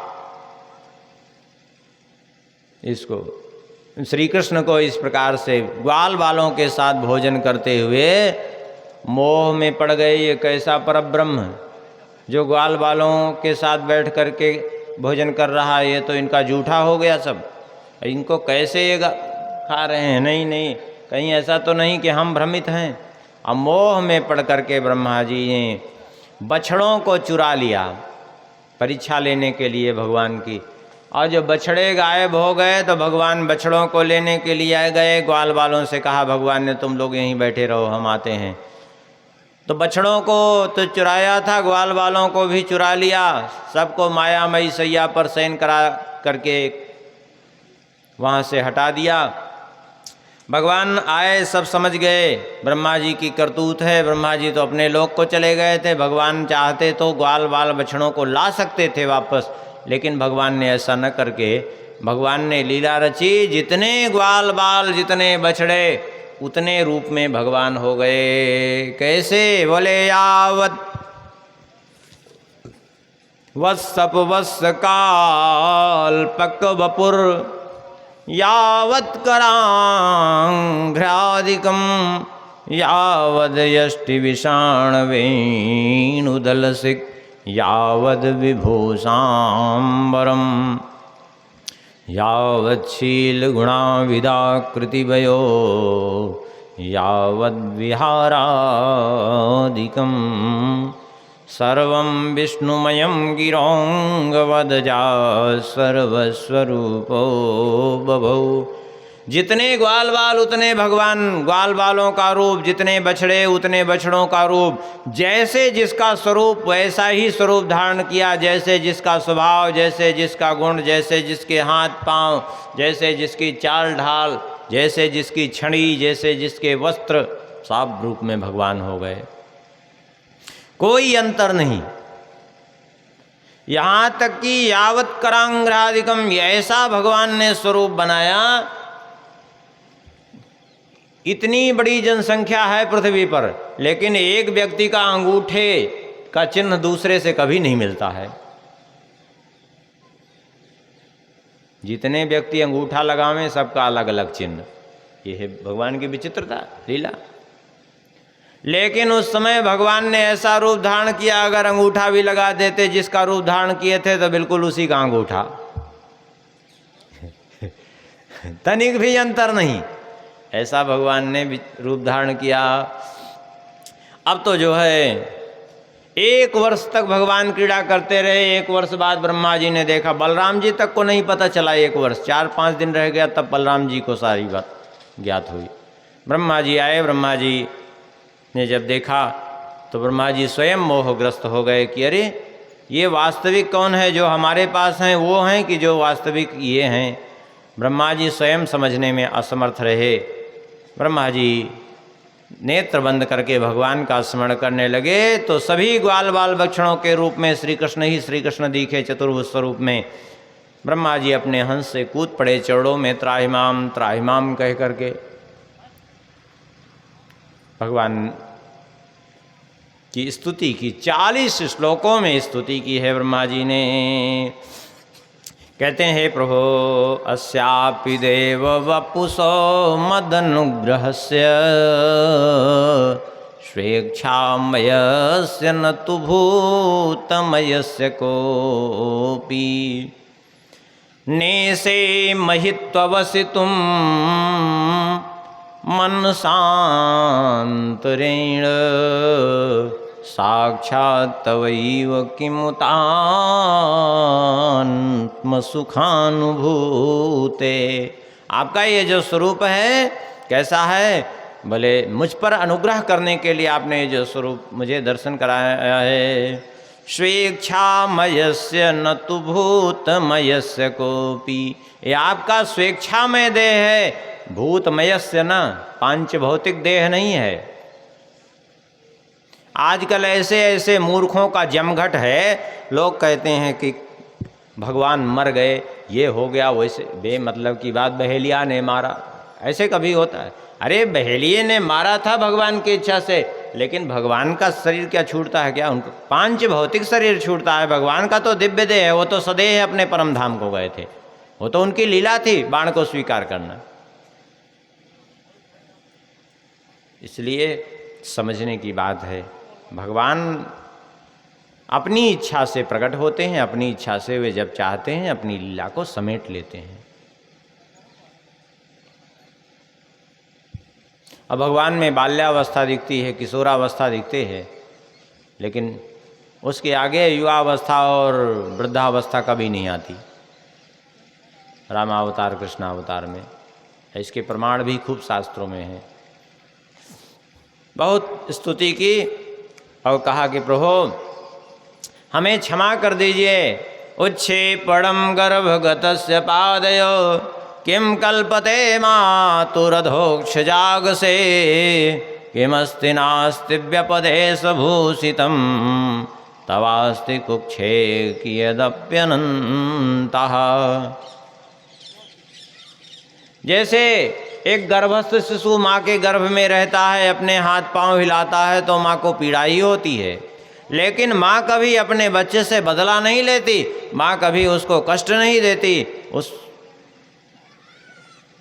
बाद में ये नहीं कहती कि तुमने मुझे पैर प्रहार किया था इसलिए मैं तुमको मारूंगी, ऐसा कुछ नहीं कहती। माँ उसके अपराध को क्षमा ही करती है। उसी प्रकार हे प्रभु, मैं भी तो आपका एक छोटा सा बालक ही हूँ, आपके ही उदर से तो मेरा भी प्रादुर्भाव हुआ है, मेरे अपराध को क्षमा कर दीजिए। और मैं यही चाहता हूँ कि इसी वृंदावन में कहीं हमें भी किसी रूप में आप जन्म दे दीजिए, मैं उसको अपना सौभाग्य मानूंगा, क्योंकि यहाँ रहूँगा तो आपके प्राण प्यारे भक्तों की चरण धूलि मुझ पर पड़ेगी, मैं कृतार्थ हो जाऊँगा। इस प्रकार से स्तुति की है ब्रह्मा जी ने। और भगवान कुछ बोले नहीं, ब्रह्मा जी ने भगवान की 3 परिक्रमा लगाई, चरणों में प्रणाम किया और चले गए। भगवान की वैसे 4 परिक्रमा लगाने का विधान है। ये देवता हैं, देवता 3 परिक्रमा लगाते हैं भगवान की, मनुष्यों के लिए 4 परिक्रमा का ही विधान है। किसकी कितनी परिक्रमा लगानी चाहिए इसका एक विधान है। भगवान की राम कृष्ण नारायण जो भी भगवान विष्णु के स्वरूप हैं वो सब की 4 परिक्रमा, भगवती दुर्गा जी की 1 परिक्रमा लगानी चाहिए, सूर्य भगवान की 7 परिक्रमा, गणेश जी की 3 परिक्रमा, शंकर जी की आधी परिक्रमा लगाई जाती है। आधी परिक्रमा इसलिए कि जिधर से वो जल बह करके जाता है चढ़ा हुआ, उसको लंघन नहीं करना चाहिए, इसलिए आधी परिक्रमा ही लगाई जाती है, क्योंकि उसका लंघन करने से सारा फल नष्ट हो जाता है, पाप लगता है। एक दिन भगवान श्री कृष्ण बलराम ग्वाल वालों के साथ गए गैया चराने के लिए। ग्वाल वालों ने कहा भैया यहाँ एक ताल वन है जिसमें एक असुर रहता है, गधे के रूप में अपने पूरे परिवार सहित, जिसका नाम है धेनुकासुर। बोले यदि ये मर जाता तो यहाँ के ताल आड़ के फल जो है सबको सुलभ हो जाते। श्री कृष्ण बलराम वहाँ पहुँचे हैं। बलराम जी ने हिलाया पेड़, जैसे ही पेड़ हिलाया तो वैसे ही जो है कुछ फल गिरा। फलों के गिरने की ध्वनि सुनकर के वो धेनुकासुर आया, और धेनुकासुर गधे के रूप में था, तो उसने घूम करके पीछे से दुलत्ती मारी बलराम जी को। हाँ, ये गधे का स्वभाव होता है दुलत्ती मारने का। सभी अपने अपने स्वभाव से विवश हैं। दुलत्ती जैसे ही मारी बलराम जी, पहली बार तो बच गए। दोबारा जब दुलत्ती उठाई उसने मारने के लिए, तो बलराम जी ने उसका पांव पकड़ा और उठा करके उसको घुमाया और एक ताड़ वृक्ष पर उसको पटक दिया, तो उसका प्राणांत भी हुआ। उस वृक्ष में लगने से वृक्ष भी धराशायी हो गया। उसके गिरने से कई वृक्ष एक दूसरे से टकरा करके गिरे। इस प्रकार से वो ताल वृक्ष धड़ाम से गिर गया। अब जितने गधे उसके साथ में थे वो सब आए वही दुलत्ती का प्रहार करें। ये गधों का बड़ा विचित्र स्वभाव होता है। हाँ,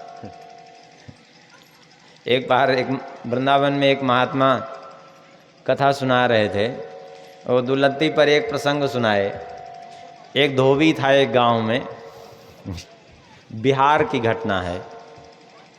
बिहार के कोई हो तो बुरा मत मान जाना। बिहार की घटना है। वो कहीं एक धोबी था, वो चला जा रहा था, तो एक विद्यालय था, विद्यालय के बगल से वो गुजर रहा था, तो अंदर मास्टर साहब विद्यार्थियों को पढ़ा रहे थे।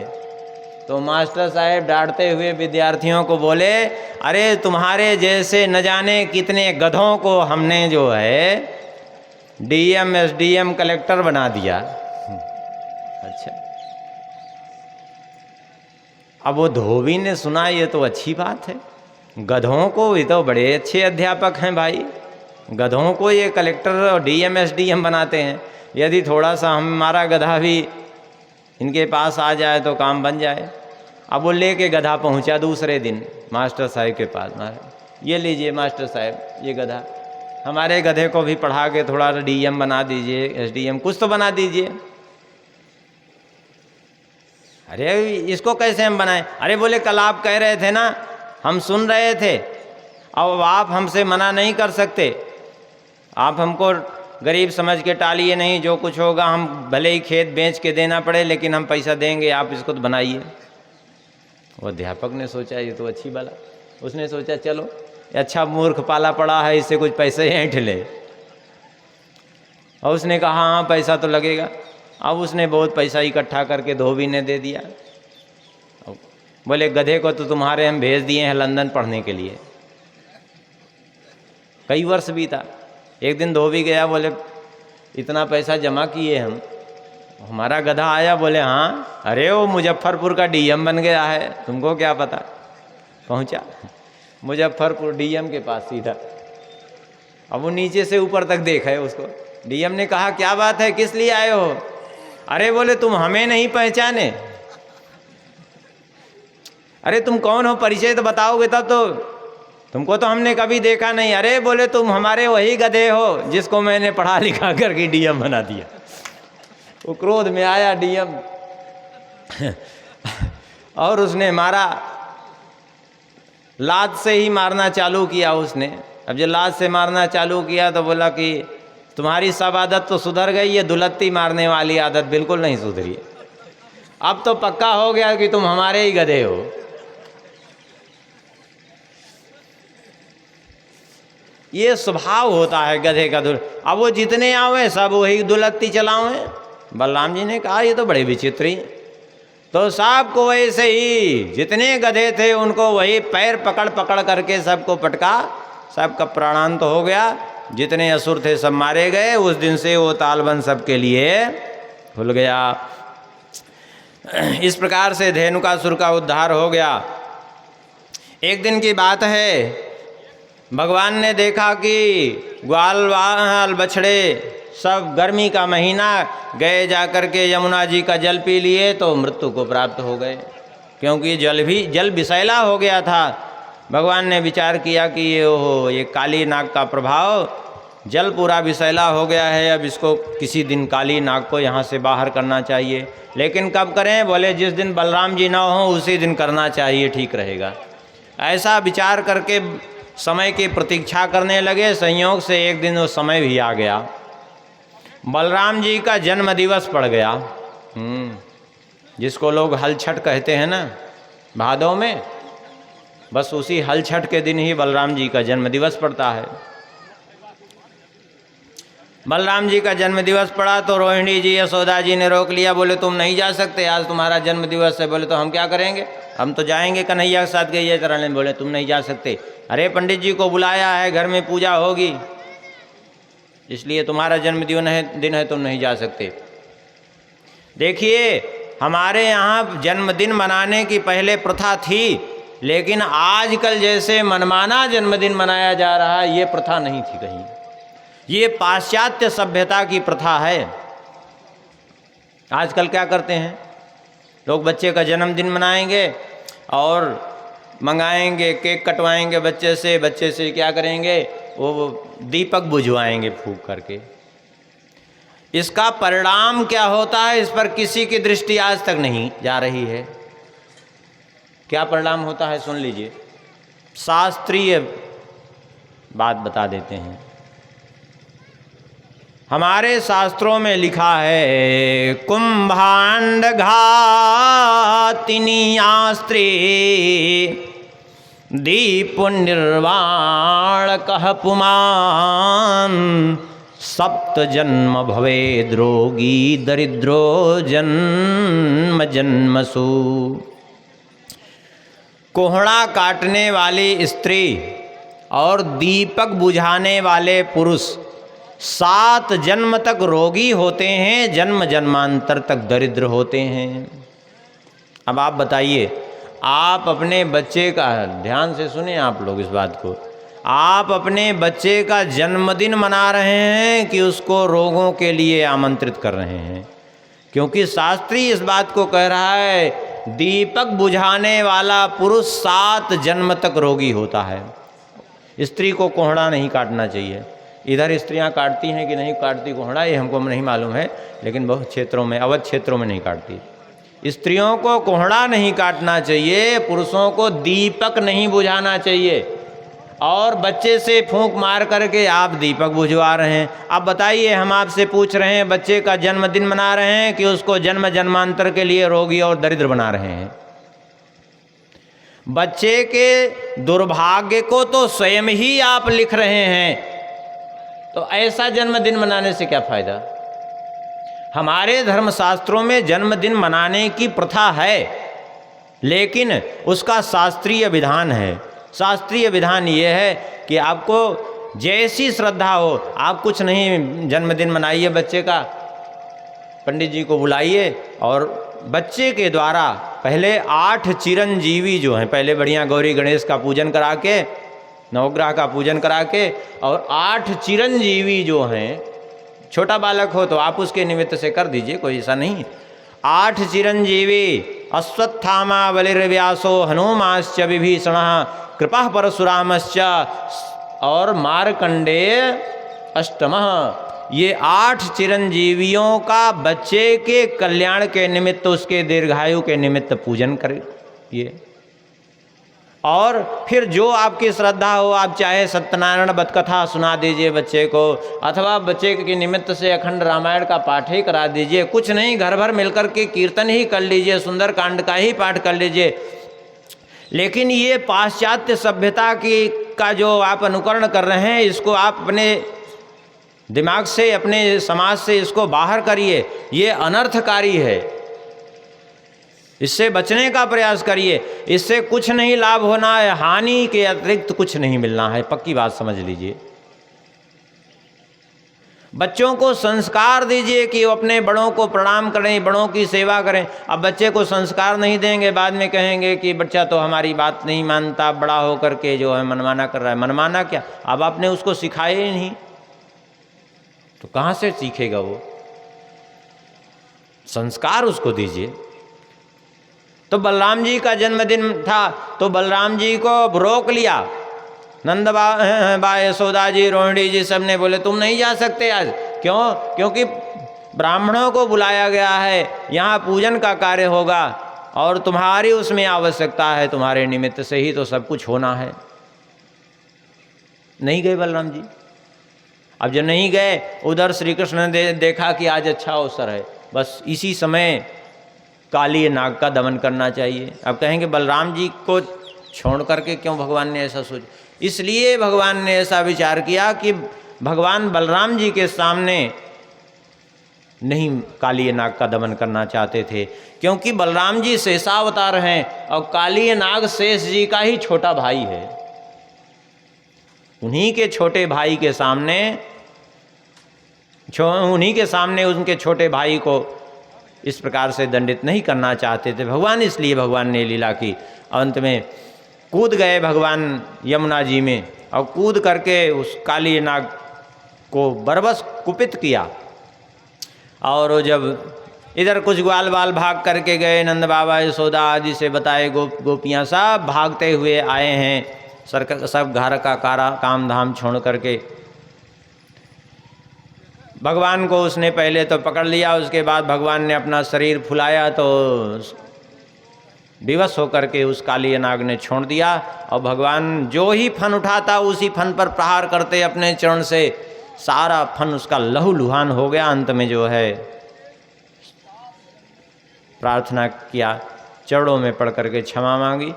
भगवान ने कहा तुम्हें क्षमा तो कर देंगे, लेकिन अब तुम्हें यहाँ से जाना पड़ेगा। बोले यहाँ से तो चले जाएं, लेकिन हमको गरुड़ जी खा जाएंगे। बोले रमणक द्वीप जाओ। गरुड़ जी अब नहीं खाएंगे। क्यों? क्योंकि अब तुम्हारे मस्तक पर हमारा चरण चिन्ह अंकित हो गया है, इसलिए अब गरुड़ जी से तुम्हें भय नहीं है। देखिए, नागों के फन पर तिलक जैसा ऐसा चिन्ह होता है ना, वो क्या है? भगवान का चरण चिन्ह ही है। भगवान ने कहा अब गरुड़ जी तुम्हें नहीं खाएंगे। इसलिए ब्रह्मवैवर्त पुराण में है कि जिनके वो चिन्ह होता है उन नागों को मारने से बहुत बड़ा पाप लगता है। और ये तिलक भी वैष्णव किस लिए धारण करते हैं? भगवान के चरण चिन्ह के रूप में ही। आजकल तो लोग कहते हैं अरे तिलक लगाने से क्या होगा, सुन लीजिए क्या होगा। शास्त्रों में तिलक की बड़ी बड़ी महिमा लिखी है, लेकिन हमारे शास्त्रों में लिखा है चाहे जो भी शुभ कर्म करे, यदि तिलक नहीं लगाया है तो सब व्यर्थ हो जाता है। स्नान दान तपो होम जप स्वाध्याय कर्मणा तत्सर्वं संक्षयं जाति ललाटे तिलकम बिना। बिना मस्तक पर तिलक के सब व्यर्थ हो जाता है। स्नान दान जप तप होम। वहाँ से वो चला गया। भगवान ने जल में क्रीड़ा करके उस जल को पवित्र कर दिया, अर्थात विष से मुक्त कर दिया।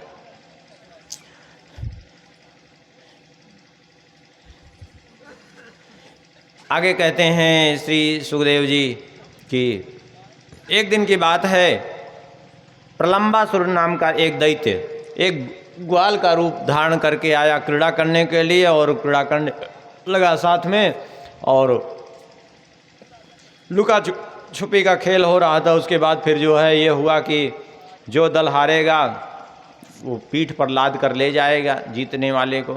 तो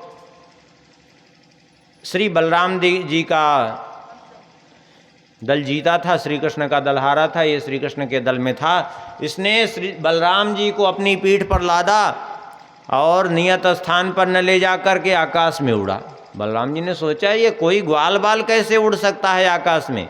समझ गए कि ये तो असुर है। एक मुक्का मारा, धड़ाम से उसका सिर फट गया और धड़ाम से भूमि पर गिरा, प्राणांत हो गया। इस प्रकार से बलराम जी ने प्रलंबासुर का उद्धार किया।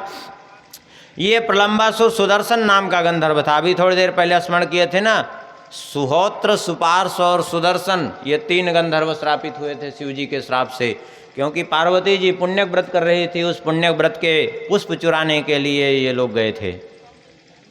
कमल पुष्प रोज भगवान श्री कृष्ण को 1000 कमल पुष्प चढ़ाती थी, सहस्रार्चन करती थी। अभी वो सहस्रार्चन जैसे उस दिन बताए थे ना, वहाँ सहस्रार्चन हो रहा था, तो कि सहस्रार्चन का विधान है। तो पार्वती जी श्री कृष्ण का कमल पुष्प से सहस्रार्चन कर रही थी और 1000 पुष्प रोज चढ़ाती थी वो।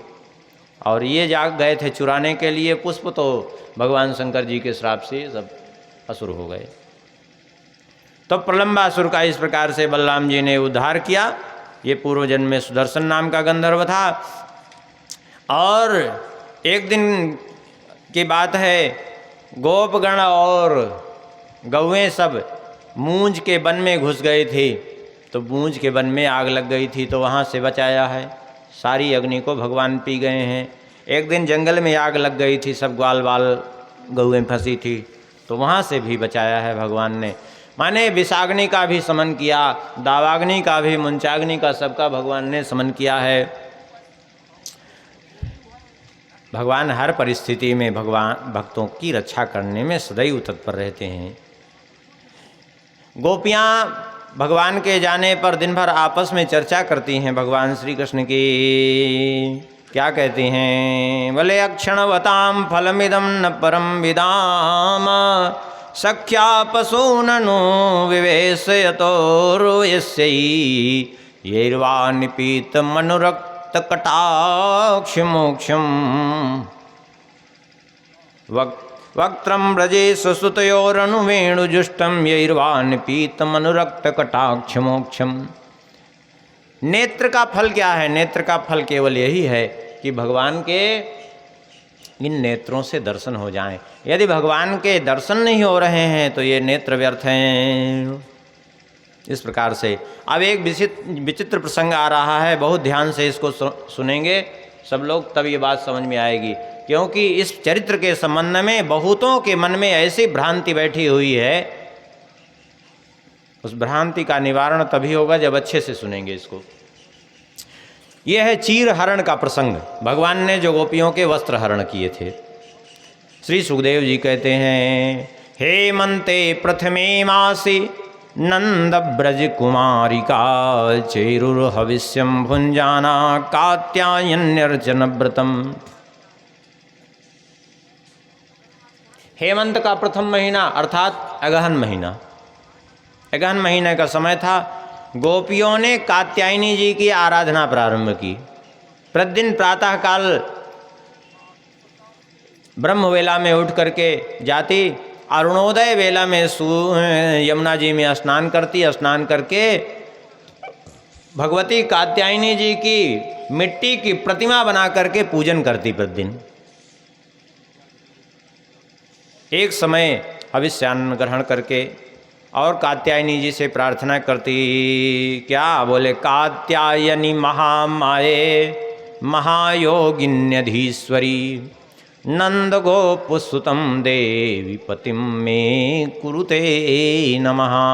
हे भगवती कात्यायनी, ऐसी कृपा करो कि नंदनंदन श्याम सुंदर हमें पति रूप में प्राप्त हों। इस प्रकार से गोपियाँ प्रार्थना करती। ये गोपियों का ये ऐसा सिद्ध मंत्र हो गया कि आज भी किसी कन्या का विवाह न हो रहा हो, उसके विवाह में बार बार बाधा हो रही हो, तो आज भी वो कन्या यदि इसका जप करे तो उसका विवाह हो जाता है। हाँ, इस प्रकार से 1 महीने तक गोपियों ने ये व्रत किया। एक दिन भगवान पहुँचे वहाँ और भगवान ने पहुँच करके ये सब स्नान कर रहे थे, अपने वस्त्र उतार करके रख दिया यमुना जी के किनारे और स्नान करने लगे। उसी समय भगवान पहुंच गए। भगवान ने वस्त्र सबके उठा लिए, उठा करके पेड़ पर चढ़ गए। गोपियों ने देखा तो वस्त्र ही नहीं, बड़ी व्यथित हुई, ये वस्त्र हमारे कहाँ गए। भगवान को देखा, जब वस्त्र लिए पेड़ पे चढ़े हैं, कहने लगे हमारे वस्त्र दे दो। भगवान ने कहा करके ले जाओ। बोले हम कैसे आवें, क्योंकि हम तो वस्त्र लिए ही नहीं हैं।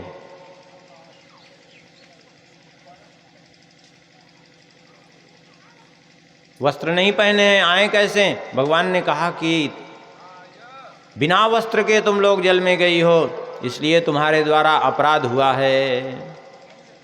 बिना वस्त्र के स्नान करने से तुम्हारे द्वारा अपराध हुआ है, क्षमा मांगो। गोपियों ने आकर के वस्त्र तो लिए, क्षमा भी मांगा, भगवान से क्षमा मांगा।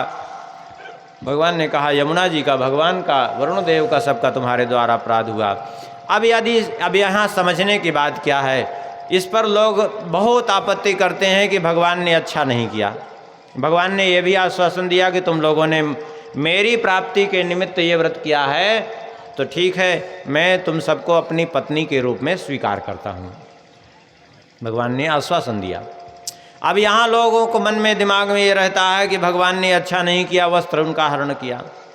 तो सुन लीजिए इसका वो, सबसे पहली बात तो ये समझिए कि वो गोपियाँ जो वहाँ कर रही थी, कात्यायनी देवी की आराधना कर रही थी, वो थी कितनी बड़ी। यहाँ स्पष्ट शब्द है, हेमंते प्रथमे मासी नंद ब्रज कुमारिका। कुमारिका शब्द का प्रयोग किया गया है। और यहाँ एक जगह श्री स्वयं भगवान कह रहे हैं, श्री सुखदेव जी, ततो जलाशया सर्वा दारिका शीत वे पिता। वे दारिकाएं, कुमारिकाएं, सब जगह यहाँ कुमारिका और दारिका शब्द ही प्रयोग किया। कुमारिका और दारिका का अर्थ क्या होता है पहले विचार करिए। ये सभी बालिकाएं जो यहाँ वो कर रही थी, ये सभी 5 वर्ष, 6 वर्ष की, 7 वर्ष की बालिकाएं थी, बस, इससे ज़्यादा की कोई नहीं थी। हम नहीं कह रहे हैं, ये शब्द कह रहा है यहाँ। वैसे तो भागवत के अनुसार देखा जाए तो कुमारिका शब्द का अर्थ होता है 5 साल की के भीतर की कन्या। कुमार शब्द का अर्थ 5 साल के भीतर का बालक, क्योंकि 5 वर्ष तक की अवस्था जो है कुमार अवस्था, कौमार्यावस्था कहलाती है। 6वें वर्ष में पहुँचते ही बालक अथवा बालिका 5 वर्ष की तक की है तो कुमारी, 6वें वर्ष से 10वें वर्ष तक की पौगंडी कहलाती है, और 10वें वर्ष से के बाद 11वें वर्ष में प्रवेश करते ही 15 वर्ष तक वो किशोरी कहलाती है, एक शास्त्र की दृष्टि से ये देखा जाए।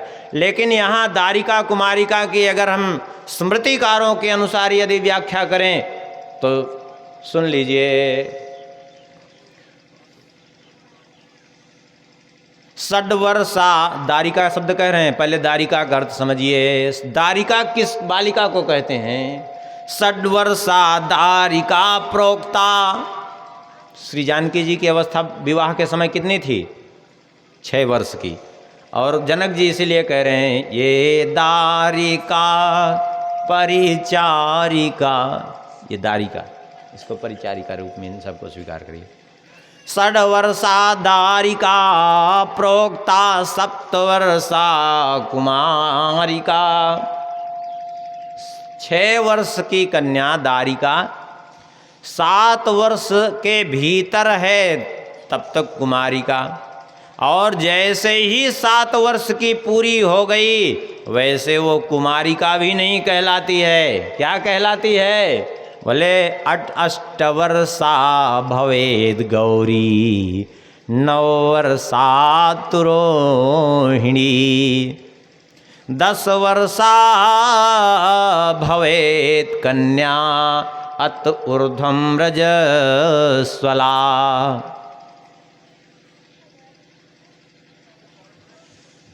अष्टवर्षा कन्या गौरी कहलाती है, 9 वर्षा रोहिणी कहलाती है, 10 वर्ष की होती है तो कन्या कहलाती है, उससे ऊपर की हो जाती है तो फिर रजस्वला कहलाती है।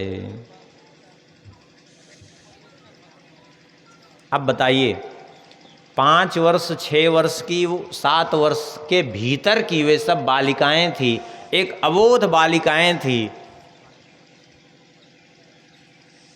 छोटे छोटे 8-8, 10-10 वर्ष के बच्चे गांव में तालाबों में जा कर के वस्त्र उतार करके बच्चे बच्चियां स्नान कर लेते हैं, एक दूसरे से मारपीट कर लेते हैं, एक दूसरे के साथ क्रीड़ा करते हैं। कोई बुरा मानता है क्या उनको? अरे उनको बोध ही नहीं रहता संसार का। आज की स्थिति ये मोबाइल की हो गई है कि छोटे छोटे बच्चे जो है मोबाइल देख देख करके न जाने क्या क्या सीख रहे हैं। बाकी नहीं तो एक निश्चित अवस्था होने तक संसार का बोध ही नहीं रहता था स्त्री पुरुष का उनको।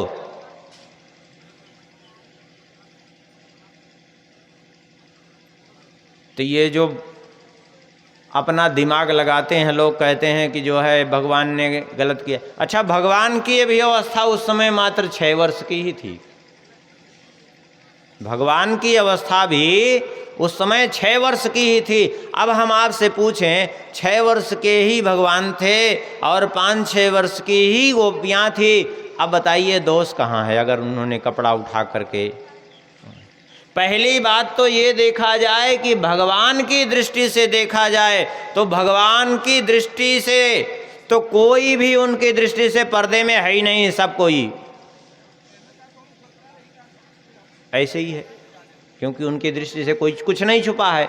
लेकिन यदि मनुष्य भी मानते हैं तो मनुष्य मानने पर भी विचार करिए, 6 वर्ष के बालक और 6 वर्ष की 5 वर्ष की बालिकाएं, क्या जो है उनमें बोध है जो अगर एक दूसरे का कपड़ा उठा लिए तो क्या दोष बन गया बताइए? अच्छा, मान लिया जो लोग इस बात को कदाचित नहीं स्वीकार करना चाहते कि वे छोटे थे, 11 वर्ष 56 दिन के थे तो भगवान व्रत छोड़ के ही चले गए थे, कदाचित जो मान लिया नहीं भी स्वीकार करना चाहते कि भगवान छोटे नहीं थे, बड़े थे, और गोपियाँ भी बड़ी थी, चलो थोड़ी देर के लिए हम इसको भी मान लेते हैं। यदि इसको भी मान लें तो भी विचार करिए कि भगवान को पति रूप में पाने के लिए ही वे सब तप कर रही थी, साधन कर रही थी, और भगवान ने स्वीकार भी कर लिया कि ठीक है, तुम सबको अपनी पत्नी के रूप में हम स्वीकार करते हैं और तुम्हारे साथ हमारी रास क्रीड़ा होगी। ये सब बात भगवान ने कह दिया। जब भगवान ने उनको स्वीकार ही कर लिया पत्नी रूप में, तो भी तो देखा जाए यदि बड़े भी हैं तो भी पत्नी रूप में स्वीकार करने के बाद फिर पति और पत्नी के बीच में फिर पर्दा रही कहाँ गया? फिर भी तो दोष नहीं है, तो जो दोष देखते हैं वो दोष कहाँ से आ रहा है?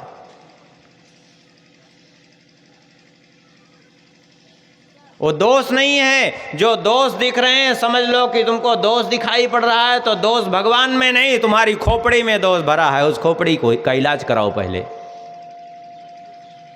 कहाँ जाएं, किस डॉक्टर के पास? कौन सा न्यूरो सर्जन करेगा ऑपरेशन? किसी न्यूरो सर्जन के पास जाने से काम नहीं चलेगा। हाँ, किसी दिमाग के डॉक्टर के पास जाने के पास से काम नहीं चलेगा। ऐसे डॉक्टर के पास जाने से काम नहीं चलेगा। वो डॉक्टर के पास खुद ही दिमाग नहीं, तुमको क्या समझाए? तुम्हारा दिमाग क्या ठीक करेगा? हाँ, एक मरीज गया एक डॉक्टर के पास, डॉक्टर ने कहा भाई देखो ऐसा है कि किसी दिमाग के डॉक्टर को दिखाओ, हम तुम्हारा इलाज नहीं कर पाएंगे। तो मरीज ने कहा कि हम तो समझ रहे थे तुम्हारे पास भी कुछ दिमाग होगा, अब जो है ही नहीं है तो कोई बात नहीं, फिर बैठे क्यों हो यहाँ? तो ऐसे ही दशा आजकल है, दिमाग नहीं है लोगों के पास, जबरदस्ती भगवान पर आरोपित कर देते हैं। तो किस वैद्य के पास जाएं, किस डॉक्टर के पास इसका इलाज कराने? बोले सद्गुरु वैद्य वचन विश्वासा, संयम यहाँ ना विषय के आशा। किसी श्रेष्ठ सद्गुरु रूपी वैद्य के पास जाइए, वो आपका जो है सही ढंग से समाधान कर पाएगा। और जाएंगे लोग निर्णय कराने ऐसे व्यक्ति के पास जो खुद ही इससे अनभिज्ञ है, वो क्या निर्णय करेगा? इसलिए जो है शास्त्र की बात है तो शास्त्र की बात कोई शास्त्रज्ञ महापुरुष ही जो है समाधान कर सकता है। जो जिसका क्षेत्र है वही समाधान कर सकता है। भाई आप अभी ये कह दीजिए एक इंजीनियर का काम डॉक्टर करे तो नहीं कर सकता, एक वकील को कह दीजिए कि चल करके ऑपरेशन कर दो तो नहीं कर सकता, और एक डॉक्टर को कह दीजिए चल करके तुम अदालत में बहस कर दो तो नहीं कर सकता। भाई एक वकील का काम वकील कर सकता है, एक डॉक्टर का काम डॉक्टर कर सकता है। ऐसे शास्त्र संबंधी बातें कोई शास्त्रज्ञ महापुरुष ही कर सकता है। अब तुम पूछने जाओगे जो है स्वामी प्रसाद मौर्य जैसे लोगों से तो क्या बताएंगे वो, क्या बताएंगे वो, जो स्वयं ही भटके हुए हैं, वो क्या बताएंगे।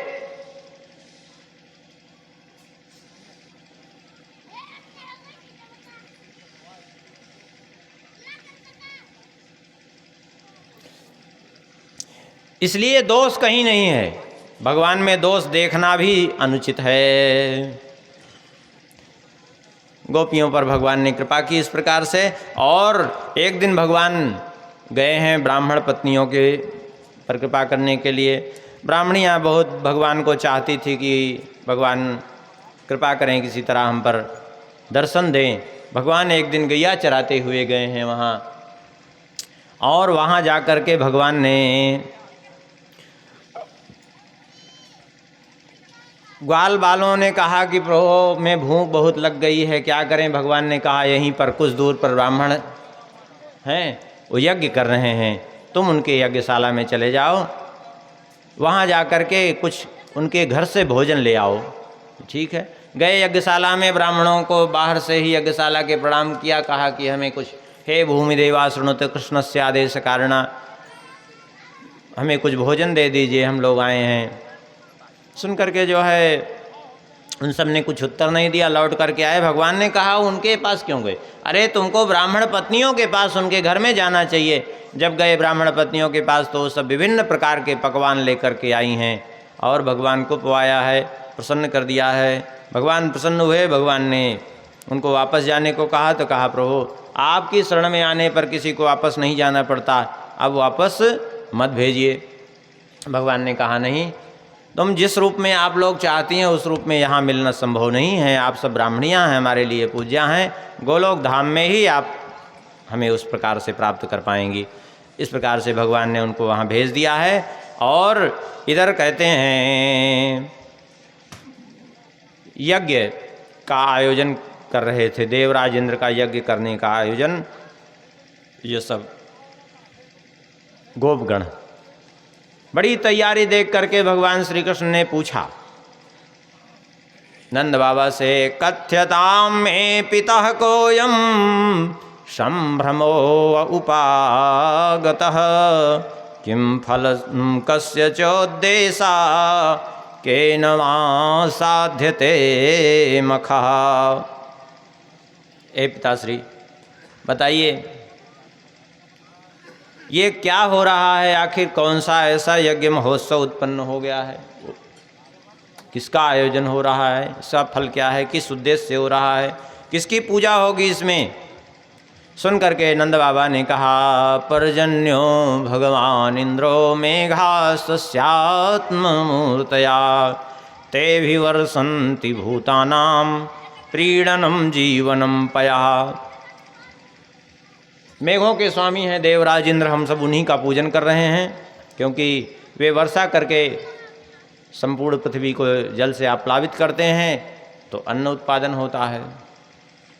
भगवान ने कहा कि यदि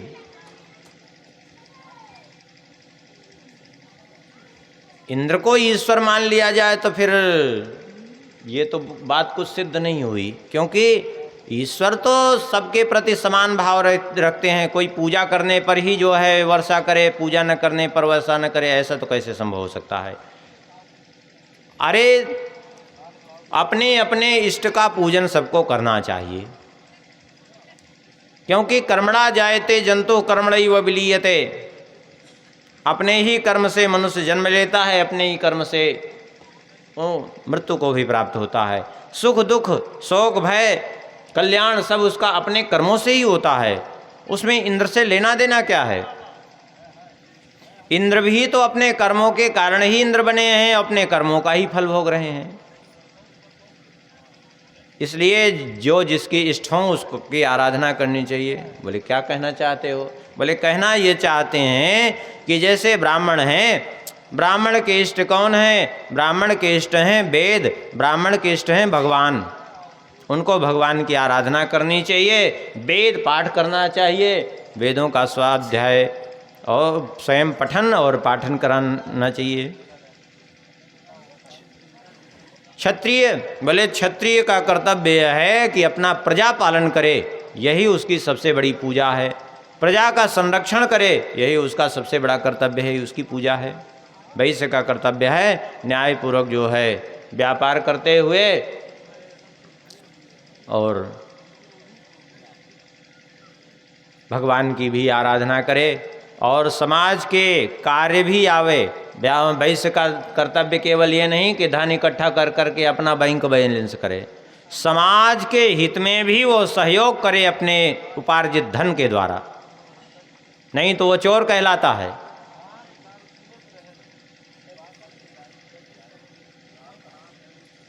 और हम लोग ग्वाल बाल हैं, हम सबका कर्तव्य है गैयों की सेवा करना, तो इसलिए हमें यही करना चाहिए, गैयों की पूजा करनी चाहिए। हमें तो यही बात उचित लगती है।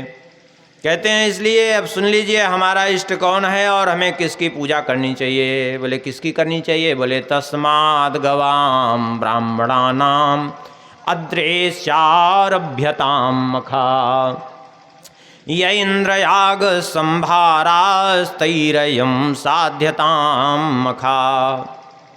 गौओं की, ब्राह्मणों की और गिरिराज गोवर्धन की पूजा हमें करनी चाहिए। उसी सामग्री से हो जाएगी जिस सामग्री की व्यवस्था की गई है इंद्र यज्ञ के लिए, उसी सामग्री से, अतिरिक्त कुछ नहीं करना है। पच्यताम विविधा पाका सुपान्ता पायसादया संयावा पूप सस्कुल्या सर्वदोहस्य गृह्यताम।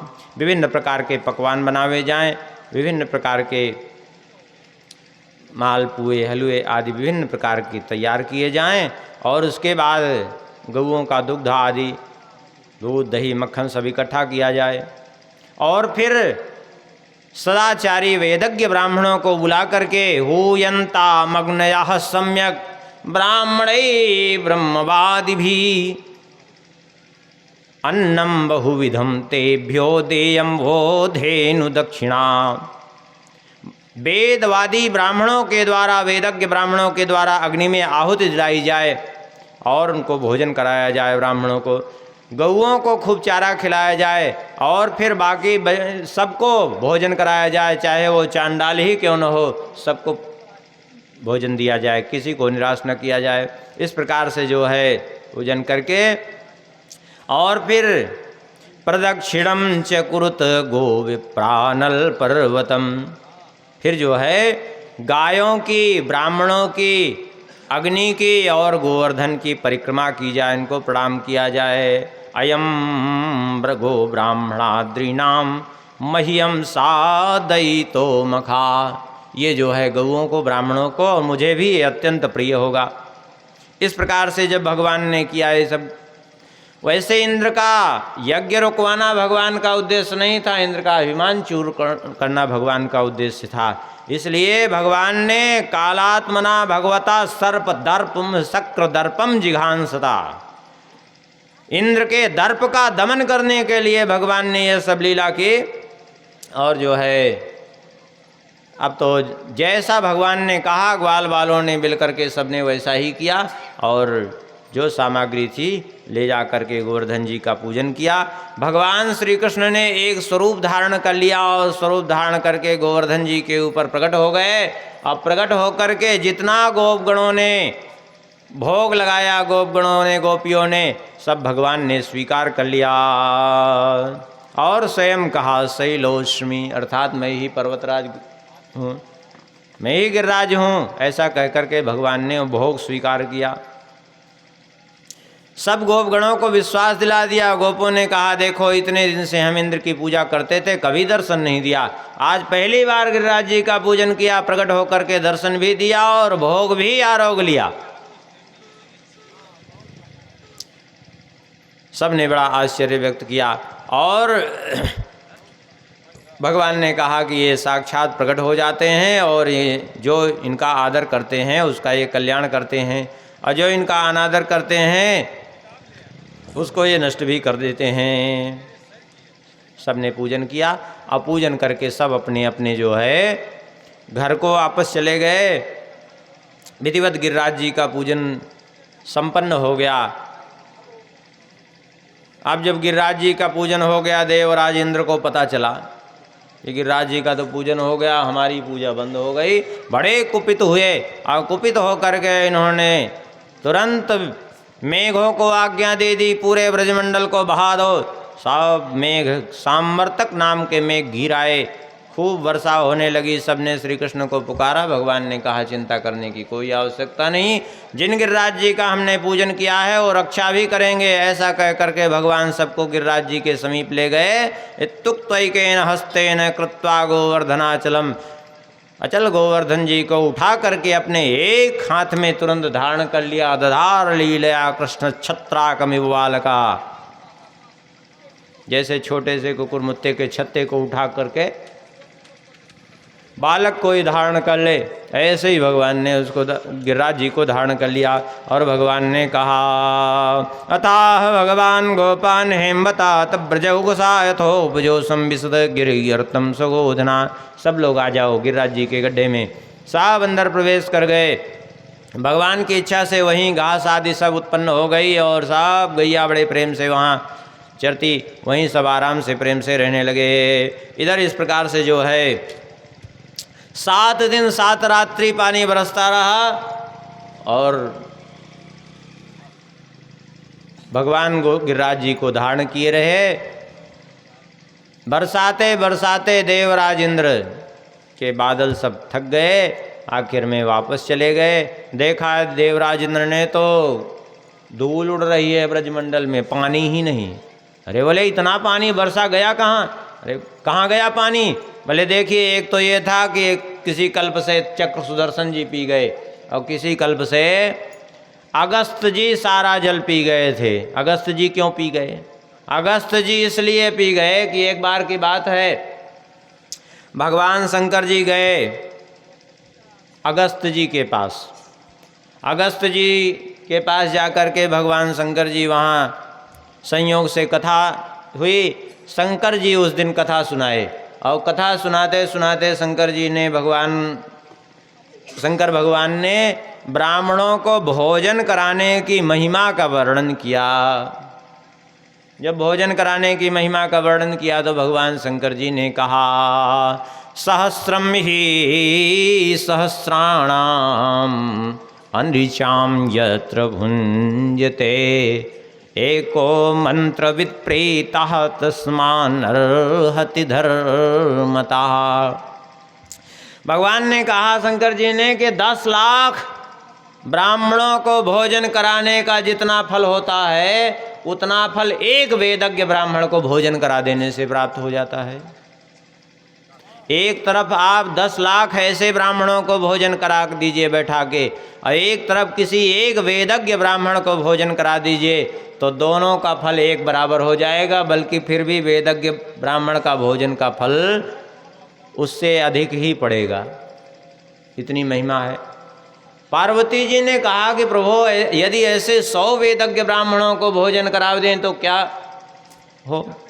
भगवान शंकर जी ने कहा कि 100 वेदज्ञ ब्राह्मणों को भोजन करा देने का जो फल है वो किसी एक वैष्णव वेदज्ञ ब्राह्मण को भोजन करा दीजिए तो वही फल प्राप्त हो जाएगा। अच्छा, बोले यदि ऐसे 100 वैष्णव वेदज्ञ ब्राह्मणों को भोजन करा दें, भगवान शंकर जी ने कहा किसी एक अनुरागी भक्त को भोजन करा दीजिए, आपका वही फल प्राप्त हो जाएगा। बोले ऐसे 100 अनुरागी भक्त, भगवान शंकर जी ने कहा भक्त भूल जाओ, ये 100 अनुरागी भक्त कहाँ मिलेंगे तुमको? 1-2 मिलना मुश्किल हो जाएंगे, 100 कहाँ मिलेंगे तुमको? अब माताओं में श्रद्धा बड़ी जल्दी होती है। अभी उनको बृहस्पतिवार व्रत कथा सुनाइए, दूसरे दिन से व्रत चालू, फिर एक दिन शुक्रवार व्रत कथा सुना दीजिए, वो भी चालू, स्वाभाविक। तुरंत जो है चालू होता। तो पार्वती जी को श्रद्धा हुई और चलते चलते अगस्त जी को ही निमंत्रित किया, बोले आप आइए हमारे यहाँ भोजन करने के लिए। अब अगस्त जी ने कहा ठीक है, जैसी आपकी इच्छा। रास्ते में भगवान शंकर जी को विनोद सूझा और भगवान शंकर जी ने विनोद विनोद में कह दिया पार्वती जी से कि देवी आपने अगस्त जी को निमंत्रित कर दिया भोजन के लिए। बोले हाँ, तो क्या अनुचित किया? अरे बोले जानती हो अगस्त जी कितना भोजन करते हैं? अरे कितना? अरे जैसे सब भोजन करें। अरे बोले तुमको पता नहीं है, यद्यपि अगस्त जी भोजन सामान्य नहीं करते थे, लेकिन भगवान शंकर जी हंसी में कर रहे थे, कह रहे थे पार्वती जी से कि अरे वो जो 2.5 चुल्लू में पूरा समुद्र पी सकते हैं वो भोजन कितना करेंगे पता है तुमको? आप जब इतना पार्वती जी से कहा तो पार्वती जी ने सही सही में उसको समझा। पार्वती जी ने कहा ये तो हमने विचार ही नहीं किया। अरे बोले विचार तो नहीं किया, तो इसीलिए तो कह रहे हैं पूछा नहीं हमसे। लेकिन अचानक पार्वती जी के मन में अभिमान आया कि मैं अन्नपूर्णा हूँ, सारे जगत का भरण पोषण कर सकती हूँ, अगस्त जी कोई जगत से बाहर थोड़े ही हैं। बस जैसे ही ये अभिमान आया भगवान शंकर जी समझ गए, ओहो हमने तो इनके साथ विनोद किया लेकिन इनको तो अभिमान आ गया, अब क्या करें? अब इनके अभिमान का तो निवारण करना ही पड़ेगा। तो शंकर जी हंस करके बोले कि देवी आप व्यवस्था करना, हम तो बैठ के चुपचाप राम राम करेंगे, हम बीच में पढ़ने वाले नहीं हैं। बोले ठीक है प्रभु आप चिंता न करें, साफ व्यवस्था हो जाएगी।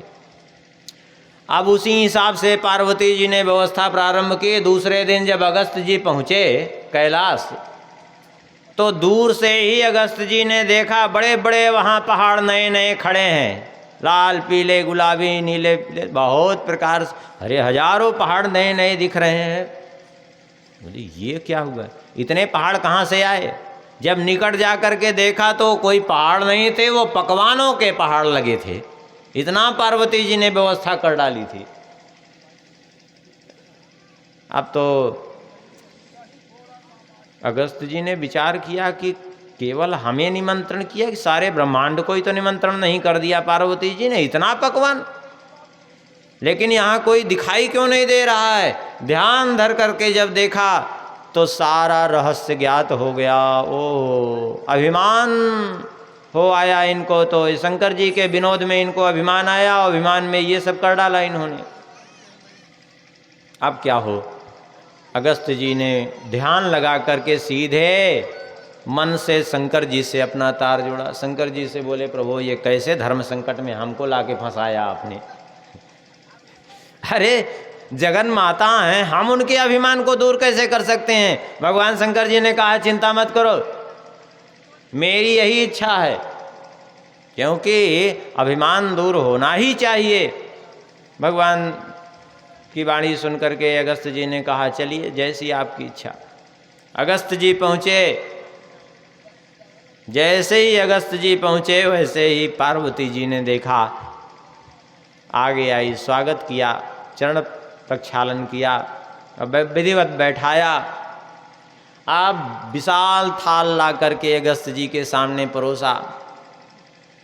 ला करके सारे शिव जी के गण, पार्वती जी की सखियां सब उसमें परोसने लगे अलग अलग पकवान। अगस्त जी ने भोजन प्रारंभ किया। कैसे भोजन किया? ऐसे नहीं कि जैसे आया भोजन करना, ये भोजन करने की विधि नहीं है। भोजन करने की क्या विधि है? सबसे पहले आचमन करे, बात नहीं करे, आचमन करे। आचमन करके प्राणाय स्वाहा, अपानाय स्वाहा, व्यानाय स्वाहा, उदानाय स्वाहा, समानाय स्वाहा, इस प्रकार से 5 आहुति देनी चाहिए मुख में। गोस्वामी जी ने भी इसका उल्लेख किया। पंच कवल करी जेवन लागे। अगस्त जी ने प्रारंभ किया। उसके बाद जब प्रारंभ कर दिया तो फिर अगस्त जी को हाथ लगाने की आवश्यकता ही नहीं, और जितना आ रहा है थाल में सीधा सब अंदर जा रहा है। आप देखते देखते थोड़ी देर में वो सारे के सारे पहाड़ साफ होते जा रहे हैं, खाली होते जा रहे हैं। कुछ देर में सब खाली हो गए, कुछ ही पहाड़ शेष रह गए पकवानों के।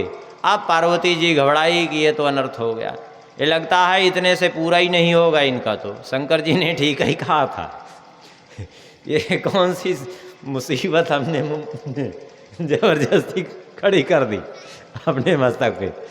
भाग करके गई शंकर जी के पास। प्रभु, भगवान शंकर जी चुपचाप ध्यान लगाए बैठे हैं, बोले ही नहीं कुछ। बार बार जगाने की चेष्टा की, जब शंकर जी कुछ नहीं बोले, वो जानबूझ के लीला कर रहे थे। अब पार्वती जी घबराई कि ये तो अनर्थ हो जाएगा, अब क्या करें। अब एकमात्र उपाय है भगवान, क्योंकि सर्वविध उपाय हैं एकमात्र भगवान। तुरंत जो है हाथ जोड़ करके एकांत में खड़ी होकर के पार्वती जी ने पुकारा, हे प्रभु, हे नारायण, कृपा करिए, मुझे अभिमान हो गया था कि मैं सबका पेट भर सकती हूँ, आप आइए, नहीं तो अनर्थ हो गया। जैसे ही प्रार्थना कर रही थी नेत्र बंद करके, वैसे ही सामने से आवाज आई, भवति भिक्षाम देहि। ये कौन? नेत्र खोल करके देखा तो सामने एक ब्रह्मचारी जी दिखाई पड़ी। ये भगवान ही थे, भगवान ही एक ब्रह्मचारी के वेश में प्रकट हुए सामने। बगल में आसन दबाए हुए, हाथ में कमंडल लिए हुए, एक काष्ठ पात्र लिए हुए, भले भवति भिक्षाम देहि, मुझे भी भोजन कराइए। पार्वती जी ने देखा, अरे एक जने का पूरा नहीं हो पा रहा है, ये आए, ये उनसे भी तेजस्वी दिख रहे हैं ये जो है उनसे भी तेजस्वी दिख रहे हैं। अब क्या करें, अब मना किया नहीं जा सकता और पूरा एक जने का ही नहीं हो पा रहा है। भगवान ने देखा कि ये तो जो है पार्वती जी बड़ी सशंकित हो रही हैं। बिना कुछ कहे गए अगस्त जी के पास में, अपना आसन तो लिए ही थे, बिछा लिया और बैठ गए, थाल रख दिया। और जो परोसने वाले आ रहे थे बोले, इधर भी थोड़ा डालते जाओ भाई। अब परोस दिया। भगवान ने भी अपने ही कमंडल से जल लिया, आचमन किया और चालू कर दिया। यद्यपि अगस्त जी मना इशारा कर रहे थे कि इधर मत बैठो, दूर जाओ, लेकिन भगवान कहाँ मानने वाले थे, वो तो इसीलिए गए थे। और जैसे ही भगवान ने देखा कि उधर तो मामला सब साफ हो रहा है, सारे अन्न के पहाड़ जितने हैं पकवानों के खाली हो रहे हैं, वैसे ही तुरंत भगवान ने आचमन कर दिया। जैसे ही आचमन कर दिया, वैसे ही जो है अगस्त जी अपने आप भोजन करना बंद कर दिए। बोले, ये क्या किया तुमने? अरे बीच में कोई आचमन कर दे, उठ जाए, छोड़ करके थाल तो जो है सारा भोजन जूठा हो जाता है, फिर उसके बाद भोजन नहीं करने ना चाहिए। तुमने मुझे भोजन नहीं करने दिया, बीच में कैसे ये सब कर दिया? इसीलिए कह रहे थे, इशारा कर रहे थे कि दूर जाके बैठो। अरे कम से कम आचमन नहीं, कम से कम जल तो पी लेने देते हमको, जल तक नहीं पीने दिया तुमने हमको, बीच में ही बैठ गए आचमन करके, ये कोई बात है?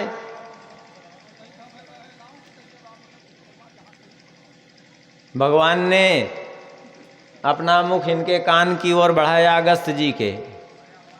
बोले, भोजन के बाद तुरंत जल पान करना ठीक नहीं। अरे भोजन की व्यवस्था करने के चक्कर में जल की व्यवस्था करना पार्वती जी पहले ही भूल गई हैं, क्योंकि सारा ध्यान इनका भोजन की व्यवस्था में था। अब इतना जल कहाँ से लाएंगे अभी? अब और कुछ मत करिए, अब तो चुपचाप जो है अपना मुख शुद्धि करिए और जाइए। भगवान ने अपने स्वरूप में प्रकट होकर के दर्शन दिया और कहा, चिंता मत करो, अभी आपने भोजन कर लिया है, अब जल हम आपको पिलाएंगे। जब देवराज इंद्र वर्षा करेंगे ना, और जैसे ही हम आपका स्मरण करेंगे, वैसे ही आकर के आप गोवर्धन के ऊपर बैठ जाना और खूब जल पीना है। तो जितना जल बरसा वो कहाँ गया? जल बरसाए देवराज इंद्र, लेकिन वो सारा जल अगस्त जी पी गए। इसीलिए देवराज इंद्र ने जब देखा तो धूल उड़ रही थी, कहीं जल का नामो निशान नहीं। स्वयं देवराज इंद्र भी चकित हो गए कि जल बरसा तो बरसा, लेकिन भूमि पर क्यों नहीं दिख रहा है जल? ऊपर से जब इतना जल बरसा तो सारा जल अगस्त जी पी गए। इस प्रकार से जो है भगवान ने सब गोपगणों की रक्षा की और सब गोपगणों को भेज दिया, सब अपने अपने भवन में पधारे। और भगवान ने भी गिरिराज जी को ज्यों का त्यों स्थापित कर दिया। अब यहीं कथा को भी विश्राम करते हैं, शेष भगवत कृपा से आगे स्मरण करेंगे कल के प्रसंग में। थोड़ा भगवान के नाम का कीर्तन करिए और फिर आरती का दर्शन। गोविंद जय जय गोपाल जय जय, गोविंद जय जय गोपाल जय जय, राधा रमण हरि गोविंद जय जय, राधा